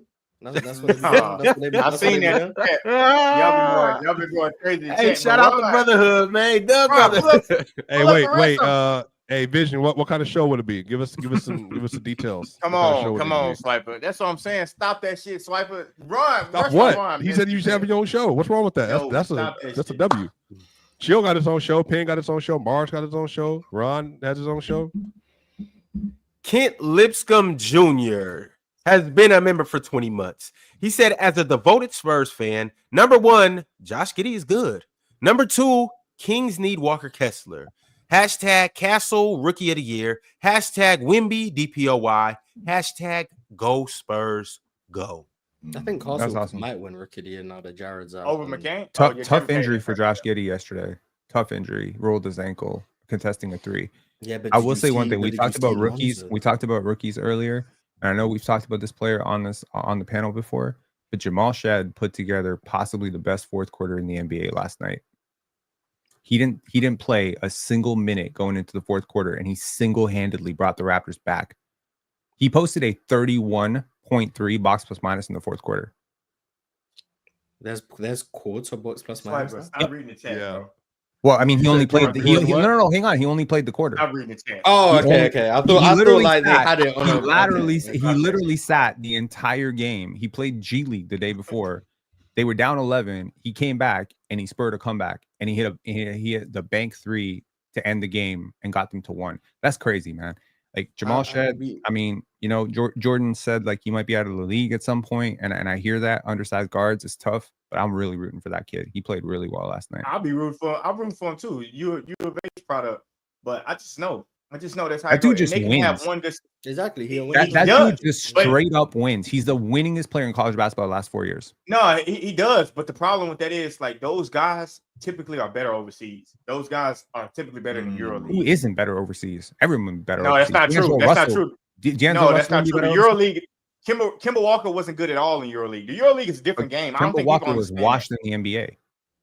He got washed here, then he became further. But you would think he can go. But you would think he can go overseas and be better. And it's like, no, the EuroLeague is a different game than the NBA. It's completely different. Can you name a rotation player in the NBA right now who wouldn't be better in EuroLeague? What happened to Killian Hayes? Jalen Green wouldn't be better in the G League right now. He's in the G League. Jalen Green wouldn't be better in EuroLeague? For real? No. It's just gonna look different in the EuroLeague because you're not gonna play 35 minutes a night. You might be the best scorer on the team, but you're not going to be the number one option because they actually run sets and play ball over there. Your minutes are going to be different. You're going to get like literally pulled in and out. You're going to be required to play defense. The coaches are going to tell you what to do. Yeah, you're going to have to be selfless. It's just a completely different game. No, I hear you. And on top of that, they're going to box you up on defense. And the coach is going to tell you what to do. The coach is going to tell you what to do. So, Penn, what does Scoot Henderson look like in the EuroLeague? Oh my god! Oh, really bad. I caught y'all yesterday. He's getting DMPCDs in the EuroLeague. I'll tell you that right now. That's a rotation player. It's not, bro. He's a rotation. He's in the NBA of draft pick alone. Like, okay, so here's the thing. I caught that entire thing y'all did with Scoot Henderson yesterday. What you gotta realize is young players, especially high lottery picks, guys like Benedict Mathurin, Shaedon Sharp, Scoot Henderson. It doesn't matter if they pop off right away. It doesn't matter if they're contributing to winning. They're not being paid to contribute to winning. They're being paid to develop. For the first 3 years, you're on free money. Okay, when you're a high lottery pick, you get minutes no matter what. Anthony Bennett got minutes and minutes and minutes until he didn't. Okay, Jabari Parker, he got minutes. Like it doesn't matter in the first few years. Cade Cunningham was remarkably inefficient. Jalen Suggs was remarkably inefficient through his first years. Davion Mitchell was remarkably inefficient through his first few years. So the equation with rookies like Scoot is we're gonna live through the mistakes. We're gonna lose some games right now. We're gonna pile up more draft picks, and years down the line, when they're on their second contract, it's gonna pay off. I think what Mars was saying was it ain't about to pay off. You just wasting all these reps, and it's probably not gonna pay off for Scoot Henderson, or at least whoever was debating you yesterday was saying that. It was me and Mars talking. What I was saying was all signs are pointing towards. He's not. So here's the crazy thing. Someone asked me yesterday, like, would I, as a Raptor fan, want to buy low on Scoot? And my thought was yes, I would want to buy low on Scoot because last month I wanted to buy low on Jabari Smith. There's certain players that just they're top 3 picks. They're not working out. They still got a little bit of luster. Maybe the franchise gets a little bit worried. Chauncey Billups got moved. He was a top 3 pick. He got moved in his rookie season. He panned out. 4 years later, he panned out. Scoot Henderson minutes in the EuroLeague. None. Oh wait, he getting a donut? He getting a donut? A glazed donut. Yo, a glazed donut. Oh, that's nasty. Shout out to Shipley. Shout out to Shipley's Donuts, the best donuts in the world. I think the difference is Jabari Smith, and I've been harsh on Jabari because I wasn't high on him pre-draft, but at least he's shown like flashes and the things that he was meant to be good at. For them, like defensively, he was meant to be a versatile, switchable defender. He's been that in the NBA. As a shooter, you've seen the flashes of him being that shooter, that mid-range player, that someone who can make face-up jumpers. That was what he was at Auburn, and we've seen it translate. With Scoot, nothing he was meant to be good at has shown in the NBA. Nothing. And the things that he's meant to be bad at, he's one of the worst in the league at. So it's like, what does he do? Paint touches? He barely gets to the rim. Fellas, we're not about to get back into Scoot. But what we are about to do is talk about some of last night's games. So let's start with this one. We talked about it a little bit. The Miami Heat came up just short against the Detroit Pistons. The Pistons beat the Heat 125-124. The Pistons are now 11-16, and the Heat are 13-11. Cade Cunningham had a triple-double last night. He had 20 points, 11 rebounds, and 18 assists. Jimmy Butler also had a hell of a night last night, too. He went crazy. Jimmy Butler had 35 points, 19 rebounds, and 10 assists. And lost. Yeah. So it doesn't matter. How we feeling about Cade Cunningham? Go ahead. I'm sorry, Ron. I might have been a little bit higher on Jaime Jaquez than I should have been. Who told y'all shouldn't have been? Yeah, I might have been a little bit higher on him. I mean, I thought that he was going to be a really good. I thought he was going to be a really good starter for them. Not a star or anything like that, but I felt like he could be a really good starter. One of those players that's really good at what he does and really help the Miami Heat. But he's turned into a rotation player that he could be solid. Hey, Swiper. He was a 29-year-old rookie. I don't know, like, about him, bro. Really. And it's time to. And I think it's time to. And I said he wasn't going to be good. And it's time to move on. I think it's time to move on from Scary Terry. I'm good. They didn't get him a year ago. That hasn't gone well. The Terry years. I'm good. It's not even been a year, chill. I'm good. I think this was one of the best. But what do y'all not working? This was one of the best Jimmy Butler games I've ever seen in my life, and they lost. What do y'all think about Jimmy Butler saying he declined $52 million? Because he thinks he's going to get a longer deal. Yeah, that's why. Shit, I'll take that $52 million and then give me a longer deal. That's because you're thinking you're thinking like a poverty man. You got to think about I'm Jimmy Butler. Give me 4 years. He's never gonna get 52 in a year. But guess what? He's gonna get 180. He's gonna get 3 years, like 120. Yeah, that's gonna give me more money. So it might be less than 52 for 1 year, but I'm taking where he not getting it from his Pat Riley. That's why he testing free agency because he know Riles ain't gonna pay him. That's cool. Give me that 52. Would you trade for him, Chill, for your team? Depending on who my team was. Trade him anyway, so might as well get the 52. I'm not letting him walk out the front door from the Miami Heat. No, I'm definitely moving. By the time we get to the trade line. All right, y'all. The next game we got is the Los Angeles Clippers absolutely annihilating the low Utah Jazz. 144-107. James Harden had a James Harden-esque performance. 41 points, 6 assists. James Harden had 30 points in the first half, and fellas, he now 35, has the right? most. It was 30. Okay, 35. And he now has the most. Well, he's already had the most 30-point halves ever. He's in the top 20 with time and scoring now. I didn't know that. Mm-hmm.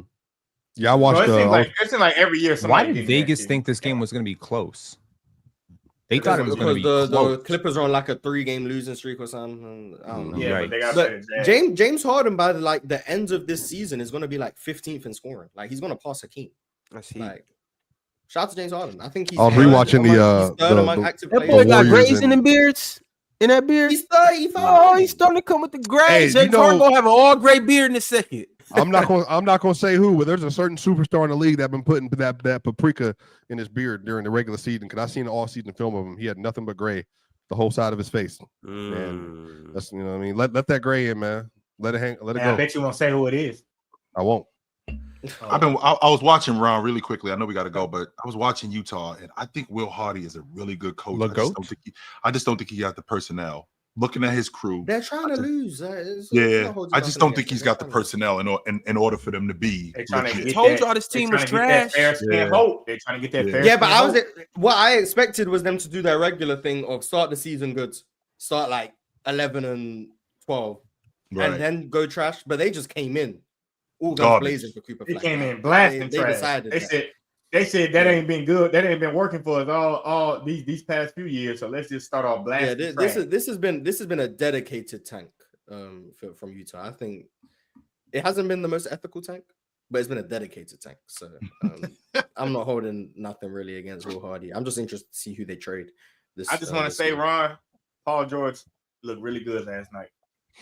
Yeah, and shout out to the Philadelphia 76ers. They finally pieced together a win, and they beat the Charlotte Hornets. What? You're 8-16. Yeah, we're only 3 games back of Detroit, man. We're only 3 games. Did they get the 10 wins before 20 losses, Ron? Let's see what that schedule's saying. No. While you looking that up, Mars, Philadelphia beat them by a score of 121-108. It was a shootout for Tyrese Maxey and Paul George. Tyrese Maxey had 40 points, 5 rebounds, 5 assists, 4 steals, and Paul George got busy last night too. He went 13 of 20, 6 of 9 from 3 for 33 points, 8 assists, and 5 rebounds. They play Charlotte again, so that's going to be another win. So that's 9 wins. And then they might lose 3 in a row to the Cavs, Spurs, and Celtics. But then they play the Jazz, so they're going to get Charlotte might beat them. Charlotte might beat them. I got Charlotte might beat them. Well, if they lose to Charlotte, then they're cooked. But if they beat Charlotte, they'll be 10-19. That was a close game until like the last 4 or 3 minutes of the game. Don't worry. When Embiid's face is no longer broken, we'll be back. Man, give up this shit with Embiid. This man had injuries ain't broken no more. We'll be back. How the hell do you get a sinus fracture? I never heard of that one. That was something new. But when his sinus is unfractured, we'll be fine. All right, on to the next game. Here's what we're looking at, fellas. The Denver Nuggets and the Sacramento Kings. They faced off last night, and the Nuggets squeaked by the Kings by a score of 130-129. We talked about it earlier, but I didn't give you guys some stat lines. Jokic did Jokic things. No, not what we used to him doing. Nah, he did Jokic things. He played like a bumble, got a triple double. He still came with a triple double. 6 from 3. That's not Jokic. That is Jokic thing. The 50% has been the fake shooting. The 1 for 6 is realistic. Okay. Yeah, I'm not about to fall for that trap. 50%. Okay. Jokic had 20, 14, and 13 assists. Aaron Gordon had a good ass game. He had 24 points, 7 rebounds. Jamal Murray came to play. He had 28 points, 6 assists. On the other end, for the Sacramento Kings, De'Aaron Fox led him in scoring with 29 points, 7 assists. Domantas Sabonis, 28, 14 rebounds, 6 assists. Did we mention that a certain Keegan Murray did not play this game? No, he did not. He was not in the lineup. It's worth noting. It's worth noting. Okay. And Joker could have done a better job in taking care of the basketball yesterday too. I think this might have been one of the 3 to 4 worst Jokic games of the year for sure. Which is saying a lot because he didn't play bad. He just wasn't up to MVP standards last night. The Cleveland Cavaliers continue to win on the year as they go to 23-4 by beating the Brooklyn Nets 130-101. The Brooklyn Nets, as I mentioned earlier, are now 10-16. Karis LeVert came off the bench, sparked the Nets with 19 points, and they just beat the crap out of these guys. Let the demolition commence, Ron.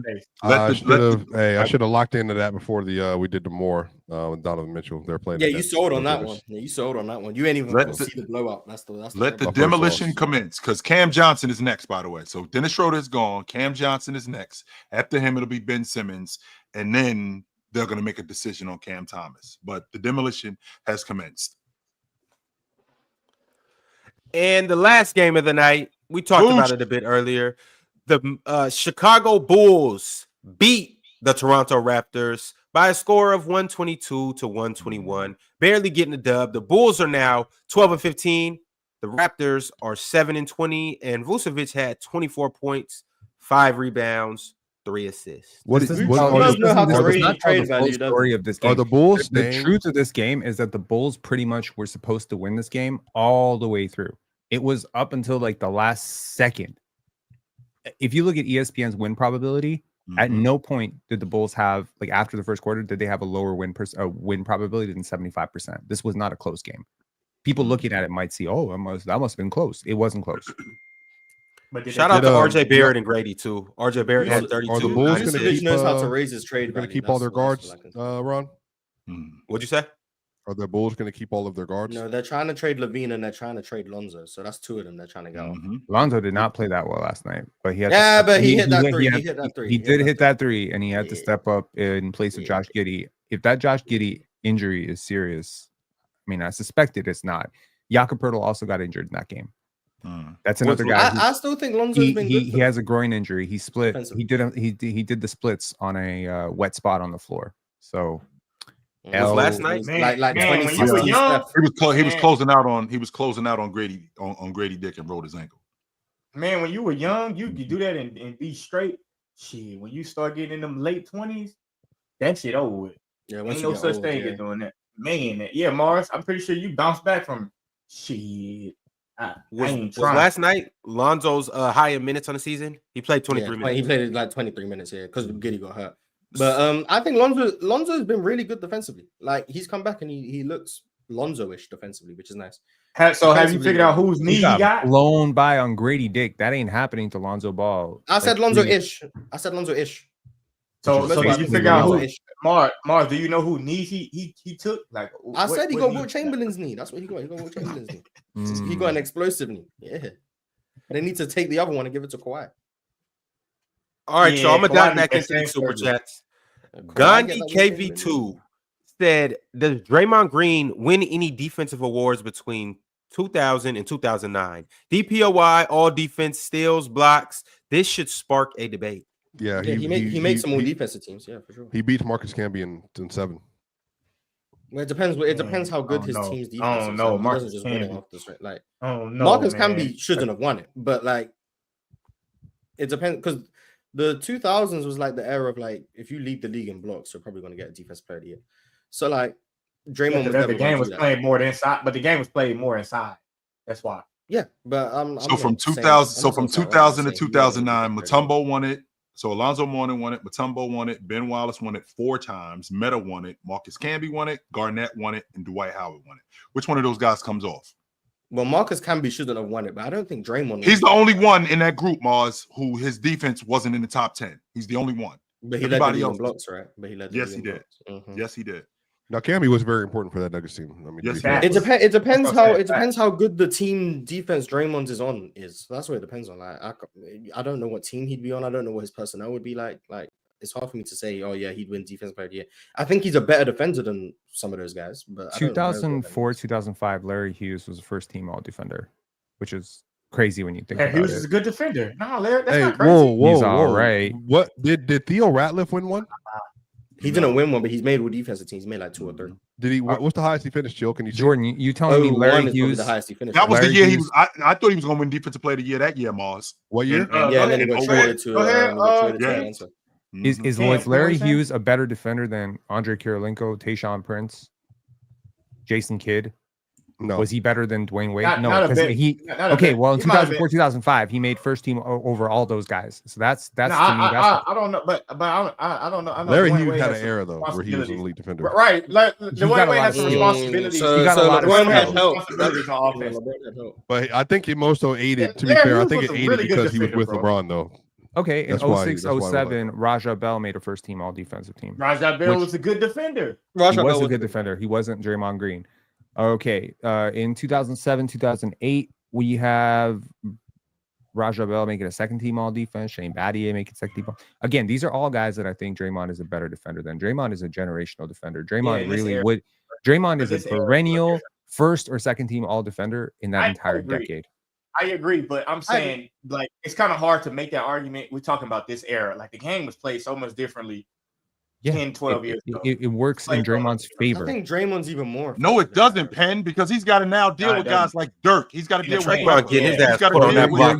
Hold on, you are Dirk. Y'all say what y'all want. He got to deal with Carlos Boozer. He got to deal with guys like Carlos Boozer. Keep going. Carlos Boozer, the least of his concerns. Antonio McDyess. I'm not saying he wouldn't be a good defender. McDyess was a killer, boy. McDyess was nice. McDyess was nice. But these are the guys that he's got to deal with, though. I can see the argument that he's better in today's NBA because of what he does as a switch defender, and like just his lateral movement is much more conducive to guarding stretch bigs and guys who dribble off. So his ideal matchup. Would you rather have him guarding Lauri Markkanen, or would you rather have him guarding Jermaine O'Neal? Like to me, he's cool. He's cool in both situations, but he's probably going to be more. Busting Draymond ass on that block. Tear Draymond ass. He played a lot of 5 in the modern era. He played a lot more. That's what I'm saying. I think Draymond's a damn good post defender. I'm not going to argue that part, Mark. He's not guarding no Jermaine O'Neal. I think he's a damn good post defender. He's just too undersized for that era. Like he would be. He would do a good job. He would do a good job. He just wouldn't be as good today because they're literally going to be trying to pick on size as Dennis Rodman. if they try and pick on he's not Draymond, that much smaller. But I just think analyzing Draymond's defense based on one-on-one post defense is like, have we watched Draymond the last 10 years? Like, that's wait a minute though, Mars. Remember what we're talking about. Sure, and that isn't his value. He's definitely more of a roamer. Yeah, he's more of the quarterback in terms of defense. I won't argue that. But we're talking about from 2000 to 2009, where you had to play primarily post defense. He doesn't have to do that in this era. In this era, Garnett wasn't a primary post defender. He was still he wasn't. Okay, like, even if Garnett wasn't a primary post defender, Garnett had to guard in the post a lot, and the reason why, because guys that he covered were in the post a lot. So he had to deal with Weber. He had to deal with Dirk Nowitzki in the post, right? He had to deal with Antonio McDyess. He had to deal with Rasheed Wallace. He had to deal with a bunch of these guys, Jermaine O'Neal on the box, and a guy like Draymond Green, who is undersized at 6'6", 6'7", he's going to get hunted on the box specifically. Nah, they wouldn't put Draymond. The floors was 6'10", 6'11". You might even have if Draymond plays, for example, like let's say Draymond plays against the 2006 Dallas Mavericks. Draymond probably would either they wouldn't put Draymond on Dirk and they put a wing on Dirk, but for the quickness and like trying to get up under him, and they'd have Draymond guarding a big like Eric Dampier or something, and use him as a roamer, which is where he's at his best. Or they would put Draymond on Dirk, where you end up just having, and he's pushing Dirk further away from the rim. Dirk's gonna cook him because Dirk cooks everyone. But like that's still not, you're still playing into their hands where you don't need to send extra defenders, and you've got Dirk shooting 18-foot jumpers with someone underneath him, which is what he usually struggles with. But what about the Spurs though, man? And then if he plays against the Spurs, they're gonna put their center on Tim Duncan, and they're gonna have Draymond on the Spurs big, whoever the big was at the time, like because they were just mismatching bigs or whatever the time. But like that's what they would do. They would have Draymond on the lesser offensive player of the bigs. That's what they would do. The one who's less adept to being a post player. That's what they would do. They put Draymond on the worst offensive big and have him as a roamer, have him someone who plugs gaps, all of those things. So like they would have him on like Rasho Nesterovic or Naz Mohammed or whoever the Spurs big was. That's what they would have him guard. So like it's not they're not going to be like, oh yeah, lock down Tim Duncan in the post. No, then you take away his how does he make all defensive team if he ain't guarding the best players? The same way he made all defensive teams in this era. He was shutting down. He could guard on the ball, but his main value was still away from the ball. That's what Draymond was at his best. Defense is not played with your head. Okay, so I don't give a shit how tall you are. I really don't. As a 6'6", solid, super smart. Yes, you have to be smart. No. I'm saying you're not guarding literally with your skull. So I don't care. If you got high shoulders, having a long neck doesn't do anything. If you exactly like Chris Bosh, right? Like where's his shoulders? His shoulders were on par with most wings, right? So this like what am I saying, Toe? If you got long arms, if you got super active hands, if you're good with your hands, and if you're strong, you can play defense. Charles Barkley was 6'4". He dominated the power forward position against guys who were 6'9". Why? 6'5", max. Okay. Ben Wallace. Now, Chill, you and I have talked about this, and you say he's definitively 6'9". Okay. I honestly, I've seen him, and I think he's closer to 6'7". So we'll split the difference and say Ben Wallace is 6'8". He was still an undersized center for a league. He wasn't on the side. Did you see them guns on him? Well, that's what I'm saying, though. We're just talking about height. We're just talking about height. Just to talk height, the hair don't count. Okay. Pinpoint. So like we've seen undersized defenders. Here's also the thing, though. I know you're talking about height of the head, but you also got to talk about wingspan and verticality too. Oh, Ben Wallace was a freak athlete. Freak athlete. I went to school with his nephew, by the way. So when we're talking about super great defenders throughout NBA history, we're not only talking about the biggest of the biggest. Like, well, okay, fine. You got Wembanyama and you got Shaq. Those are big dudes. Wilt Chamberlain. Okay, those are the big, 7-foot plus guys. But Kawhi Leonard, that was wingspan, man. Kawhi Leonard can guard 4s, 3s, 2s, 1s. But it's also defensive court mapping and anticipation and hand-eye coordination. This stuff matters a lot to me. Draymond Green is successful as a defender in any situation. But you're only seeing them guard bum-ass post players. That's what I'm saying. You're only seeing them guard these bum-ass post players like Rudy Who am I worried about? PJ Brown? Cliff Robinson? Who am I worried about? Ain't no Cliff Robinson, but I just told you. We go Antonio McDyess. I'm not worried about him against Antonio McDyess. Rasheed Wallace. Okay, I'm worried about him against Sheed. Carlos Boozer. But nobody can guard Sheed in the post. Nobody can guard Sheed in the post. Ain't You lose nobody. I've never seen anybody Draymond's guard. value if you're using him as a post defender. Like, I But don't. Mars, I understand that That's he's how going the to be in game was primary played. That's what matchup, I'm but saying. That's how he's the going to game was get caught up played. on the block some of them possessions, and he going Yeah, get he's his gonna ass get caught up torched. sometimes, and teams are gonna score 0.8 points per possession. Like, ooh. Facts. No, Mars, but you thinking of it I'm like worried you about thinking of his You're acting in like this you. era. I'm saying I've they seen played like Draymond that guard back then. KD and do a decent job. You're not going to tell me Dirk is giving him problems if he's guarded KD. Okay, I've seen him guard Derrick LeBron was a James. better I'm agreeing post with that. player I'm than- agreeing. I've seen him guard LeBron James and do a pretty good job. I'm not worried about Antonio McDyess. Respectfully to Antonio You crazy McDyess. as hell. And Antonio McDyess, boy, on the block. I don't know what Jordan's obsessed with. Hey, Antonio McDyess was nice. McDyess, bro. I watch Antonio McDyess McDyess, bro. was nice. McDyess, bro. was Some of the shit good. he used to do. Denver Some of the McDyess. shit he used to do, bro. Some of the shit he used to do, I used to be like, what the hell? Like, it's like, all right, bro, we got him. Antonio McDyess. All night long, bro. All night. Antonio McDyess. I started having nightmares. But I was a kid. You know, you were emotional as a kid. Well, you hear that name so many times, just busting a Rocket's ass. You're like, well, I hate Antonio McDyess. And then when you get older, you realize, like, nah, bro, he just had it, He bro. was really, How he was big really was good. Antonio McDyess? Bro, Antonio He was McDyess- every bro. bit of 6'9", Mars. Every What a- bit what of a it. trade. Like Bro, 6'6". when players from Legit back 6'9". then talk about players, like on the post like that, they always bring up Antonio McDyess, and I know because he was busting ass, bro. Like, Y'all wasn't Bro, in I'm the, y'all wasn't in the serious. streets, bro. Y'all weren't in the streets. Antonio McDyess, Nick Van Exel, Robert Pack, Mahmoud.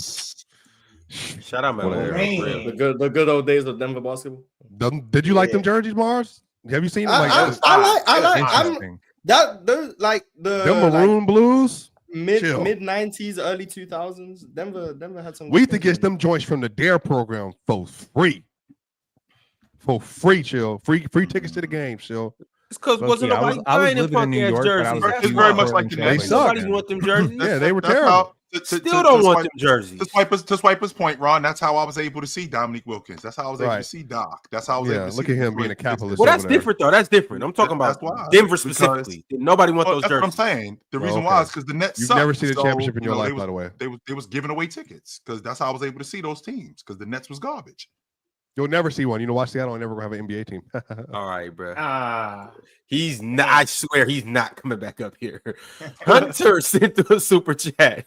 He said, "With the way Dort had Luka, I'm afraid Dame might die." look at pick and choose. Giving Dort a bit too much credit considering they just Yeah. blitzed Luka the whole game. But Let's He's chill out. turned that game around in the third quarter. Yo, Lou Dort is crazy underrated. You see how he smacked himself on the ground trying to get that basketball? It hurt Jump my on the face. that reckless play, man, nearly hurt Dylan Brooks. Reckless. Lee Mack Hey, said that if shit was SGA crazy was though on the when he did that. Bucks. Lee Mack said if SGA was on the Bucks, he would be saying the Bucks are doing great and defending them. He's talking about you, Pen. He's talking about you. If SGA was on the Bucks, I would say what? That the You'd be Bucks are saying doing well. the Bucks are having like a great season, even if they were in the same spot. If he was doing what Dame was doing too, although I think it's Yeah, I think SGA is better than Damian Lillard, and I'm a huge Damian Lillard fan. Don't like I was. Really? You don't sound like- you don't sound You know like what though? I No, for can't real, tell, for real. Jay. Hey, No, no, Jordan, I Everyone can't he tell. say he like, he be hating on. Everyone No, say he hates. that's not him. true. That's not true. Because I have definitely come up here and said that I wasn't on the panel when Dame got traded Later, to fellas. to Milwaukee. Moss. All right, chill. But I was like, yo, like I'm for this. Like I like Dame. I like Dame a lot.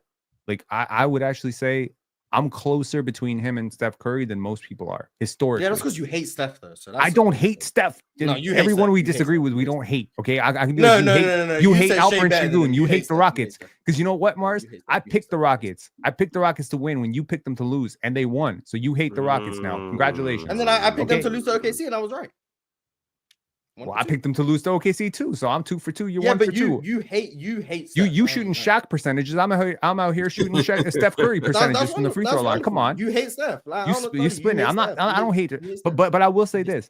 What you said earlier, I was wrong for sure. Like Dame is playing better this year than I gave him credit for. I still don't think he's a top 15 player, but he's much closer to top 20 than top 25. So I was wrong about that. But I'm curious to see what it's going to look like tonight. But there is no conversation between Damian Lillard and Shai Gilgeous-Alexander, and I want people to respect Shai because after that segment that I had, I was like, "Yo, Shai better not stink it up."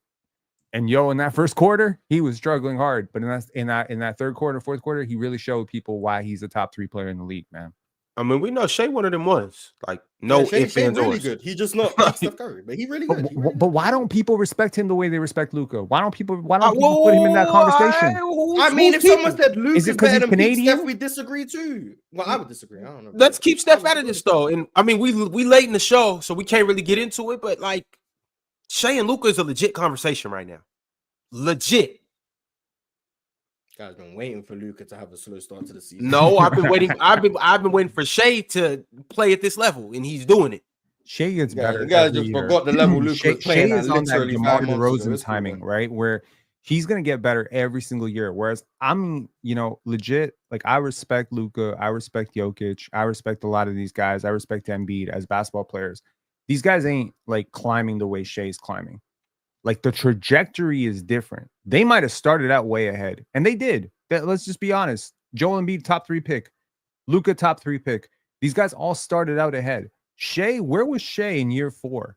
He was not an all-star. Where is he today? I trust the work of Shai Gilgeous-Alexander, and what he's doing is becoming a master of his craft. The way that he is able to basically contort his body. He's not becoming. We've seen Shea do this for 3. No, he's becoming. He's getting better, but we've seen him give us 30 a night this is going on the 3rd straight year.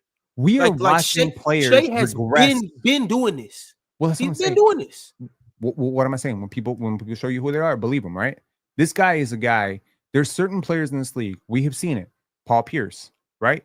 Where were Paul Pierce and Vince Carter in 2000? And where were they in 2010? That's a testament to how much better one got than the other, right? You couldn't have that conversation in 2000. Paul Pierce, Vince Carter, come on, man. But Paul Pierce ended up having the better career. He ended up becoming the better player. He won the championships, etc. In respect to Vince Carter, love Vince Carter, one of my favorite players. I'm saying that there are certain people who are just master tacticians. They become like obsessed with the craft of the game, and they will continue to get better past when they're supposed to keep getting better. And so it's just like, it's the tortoise and the hare argument of like one player just keeps persistently plugging along and you don't notice it. And then one day you look up and they're 3-time league MVP. I think Shai Gilgeous-Alexander could be like a 2-time MVP and a 3-time NBA champion, at which point you will absolutely put him in Luka conversations. But Luka started out way ahead, and Shai is closing the gap every year. And the question is, Luka's younger. Luka's younger than him, and he's closing the gap on him despite being the older player. That's obsessive. Luka look like he gonna retire before him though. Shit. Luka gonna get him ripping by February, and everyone's gonna be like, "Oh, I didn't say." Luka's great. Luka's a great player. It's a lot of basketball. February's gonna roll around. Luka gonna be doing Luka things, and everyone who's been saying it, "Hey, I didn't say Shai was as good as Luka. I didn't do that." I'm saying it, and as of right now, I'm standing on it. But I can't definitively say that Shai's better than Luka, but I'm not definitively saying that Luka's better than Shai. Yeah, right now, it's as close as it's ever been. Based on what Shai's doing on a night in, night out basis, Shai just like that right now. Shai is like that for sure. All right. Next Superchat, let's go. Ray B said, out of all the things to stand on, Penn, this ain't it, brother. The Dame stuff. Dame stuff? Or the Luka stuff. No, it was the Dame stuff. I've seen that super chat when it came through. Yeah, I did too. Mo said Ron hates Harden but praises Russ. Respect them both. That is interesting to me. But shout out to James Harden. Where's James Harden from? They're both from California. Yeah, California, right? So why LA County. So what was it? Was it because Harden left the Thunder? Like what's the what is what? No, Ron just dislikes James Harden because some people just dislike James Harden. They had a slap fight, apparently. Yeah, we don't have enough time to talk about all this. You had a what fight? Let's get into it. I wouldn't call it a slap fight, but James Harden, whatever you guys may cooked you in a pickup game. You never know, man. You never know. Y'all got into a scuffle, Ron? What's understood doesn't need to be explained. People out there that know, just keep your lips shut. The people that don't know, can't tell you. NDA. Can't talk. Slitherman said, on every team, I'm picking D White. It's not even close. Agreed. Thank you. That's fine. I'm sure. John Cena sent through a members chat. He said Sengun can't make layups, but he's better than Dame. You will see. Yeah, I need Sengun to pick it up around the rim. You can't see me. He's shooting cold from everywhere. It's the threes. It's everything. It's just his touch is kind of evaporated right now. But I don't believe that he's regressing as a basketball player. I believe he's just going through a little bit of a cold streak. Players go through this all the time. Steph has gone through weeks where he's shooting 32% from three. I'm not going to buy Steph Curry suddenly a 32% three-point shooter. Like I trust the body of work. And Sengun's a really hard worker. So I think he's going to get better.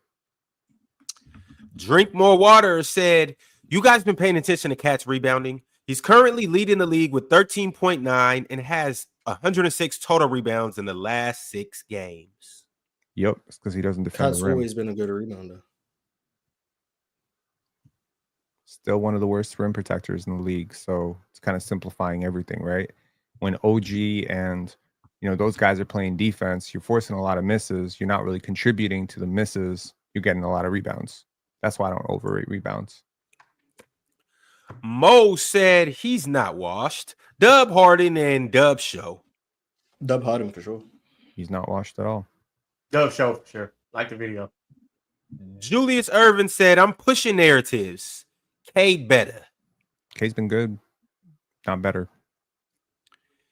MP13 said they are about to put Dame in Alcatraz all game. I hope not. I don't know about that. I don't know about Alcatraz, but if they can just delay if they can just delay their offense and make Giannis a little uncomfortable, I think it'll be enough. I'm kind of worried for Dame. I'm not gonna lie. Like, obviously, if Dame hitting, he hitting, but Dame better come out ready against to hoop. his OKC defense. If I was a perimeter player, I would never want to see this defense. Dame better come out ready to hoop. Mm. Benjamin Alberton said, love from Canada. What do you think RJ Barrett? What do you think of RJ Barrett? All-star? No. Yes? No? Not even close. Nah. Ulysses Ventura said Westbrook bench all-pro. Yeah, if there was all-NBA for bench players, he'd make an all-NBA team. Shout out Westbrook being first team all bench. I didn't say first team. I just said he'd make one. So He'd be Second team all bench. Sweet. Amen Thompson, Tyrese, Peyton Pritchard, they'd be first team. And I'm thinking. Let me think. Malik, Peyton Pritchard, bro. I said Peyton Pritchard. I said Amen, Tari, and Peyton Pritchard. Those would be my top 3. DeAndre Hunter would be 4. Facts. Who would be 5? Malik? Malik's been starting recently. One of Dallas centers.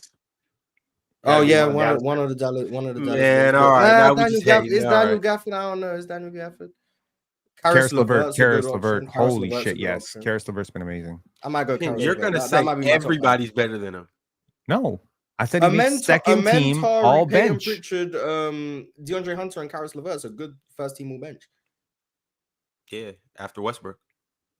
Right.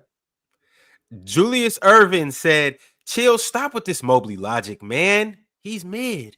He's not mid. Agree. He's a very good player. I also think Memphis would need to have someone on the all bench team. They might have to put that whole bench on like the second team. All Jay Huff. Jay Huff has been magical. Santi Aldama has been really good. They got some good players. All right, y'all. We getting into the meat and potatoes of these super chats. Vision Gang said, Jordan, best add to the panel. Back to B-ball. And Vision Gang threw some emojis in there. Shout out to the Brotherhood, man. Shout out to the Brotherhood. That's not the. I don't know about that. That's the Brotherhood right there. That's the Brotherhood. Dub's bestie, speaking of Brotherhood, said, is Jamal Shed better than Schroder? No, he's not. Oh, I'm surprised you said that, but okay. Come on, man. I said he's an average guard. I think Jamal Shed and Davion Mitchell are considerably below average guards. And I'm not dumb. Like I know what the gap is here, but you're also talking about a 31-year-old versus a rookie. So, could he be better than Dennis Schroder? I can't wait till Dennis Schroder do his damn thing with the Warriors, and we're gonna be saying, well, he's benefiting from playing this type of. It's gonna be some excuse. I'm just waiting for it. No. He did it in Brooklyn. He played reasonably well in Brooklyn. I just don't look. It's different to say he's good in Brooklyn versus he's the reason they're winning.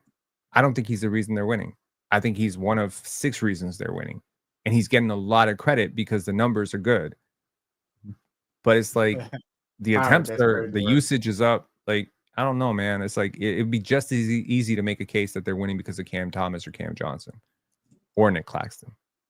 Football Breakdown said, didn't Denver lose to the Wizards?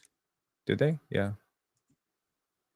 Yes. Classic said Dame has been great getting to the rim / free throw line. Yeah, that was my concern for him. Because last year he wasn't great at that, and that's why I thought he was regressing. But this year he's been much better at it. So that's why I think I think Dame's been good. Vision Gang said, I'm cracking up in my bubble bath. Get him, Jordan. Okay. Shout out to bubble baths. Mo said pencil got cooked. I did. Vision Gang said Swiper with the badunkadunk is here. Jordan plus Swiper, hard eyes. Yo, what is going on with these chats? Vision Gang just professing his love, man. I respect it. Classic said, Swiper back for this shit. Bro, you weren't kidding when you said the meat and potatoes of these super chats. I'm looking at what's coming, and I am not okay. Yo, let me see. Classic said strength of schedule does not matter in an 82 game season. Yeah, it does. Vision Gang said Jordan's face, Swiper's curves, plus Mars's smile. PC takeover. Thanks for the smile, Mars. Yeah, man. I just have to let him know. Can I at least get my hat in this equation? Nah. You good. No, nothing. My background? Maybe the background. Y'all want this nasty stash that does not connect to the beard? How the hell does a 37-year-old not be able to connect their facial hair? I have the worst. Yeah, I've probably been doing this since I was like 16. You guys really are so old. Like, I be forgetting. Druid Trading said Jokic 35, 15, and 10 average versus the East. Giannis 29, 13, and 3 versus the West. Okay. Ron, that's so messy, man. Interesting. I already see how you set this up. This is crazy work. Gunny said Dame's playing defense now makes it harder to shoot. I guess. And last but certainly not least, he was setting this up, bro. That's what I'm saying. I knew he was doing this. The chatter of the day, the member of the day, might as well be a Hall of Famer. Vision Gang said Jordan is cooking. Oh my God, why are you singing like that? That's Honey needs some new comp. Well, Jordan, when you gonna be back? I don't know, man. I'll be back on Friday, man. Jordan quit right now. Yeah, man, that's crazy work. Hey, shout out to the Superchats, though.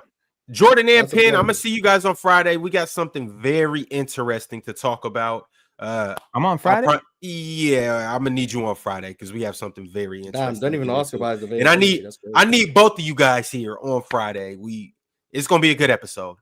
Plus, we're gonna be on the main stage of Playback Friday night and all of this other stuff. But until then, we'll see you guys on Playback tonight for the NBA Cup Championship game. It's gonna be a good one. Can't wait to come in tomorrow and talk about it. Until then, peace. Shout out Vision Gang. Man, what's wrong with you, bro? Hey, bro. All right, man, I gotta get out of here.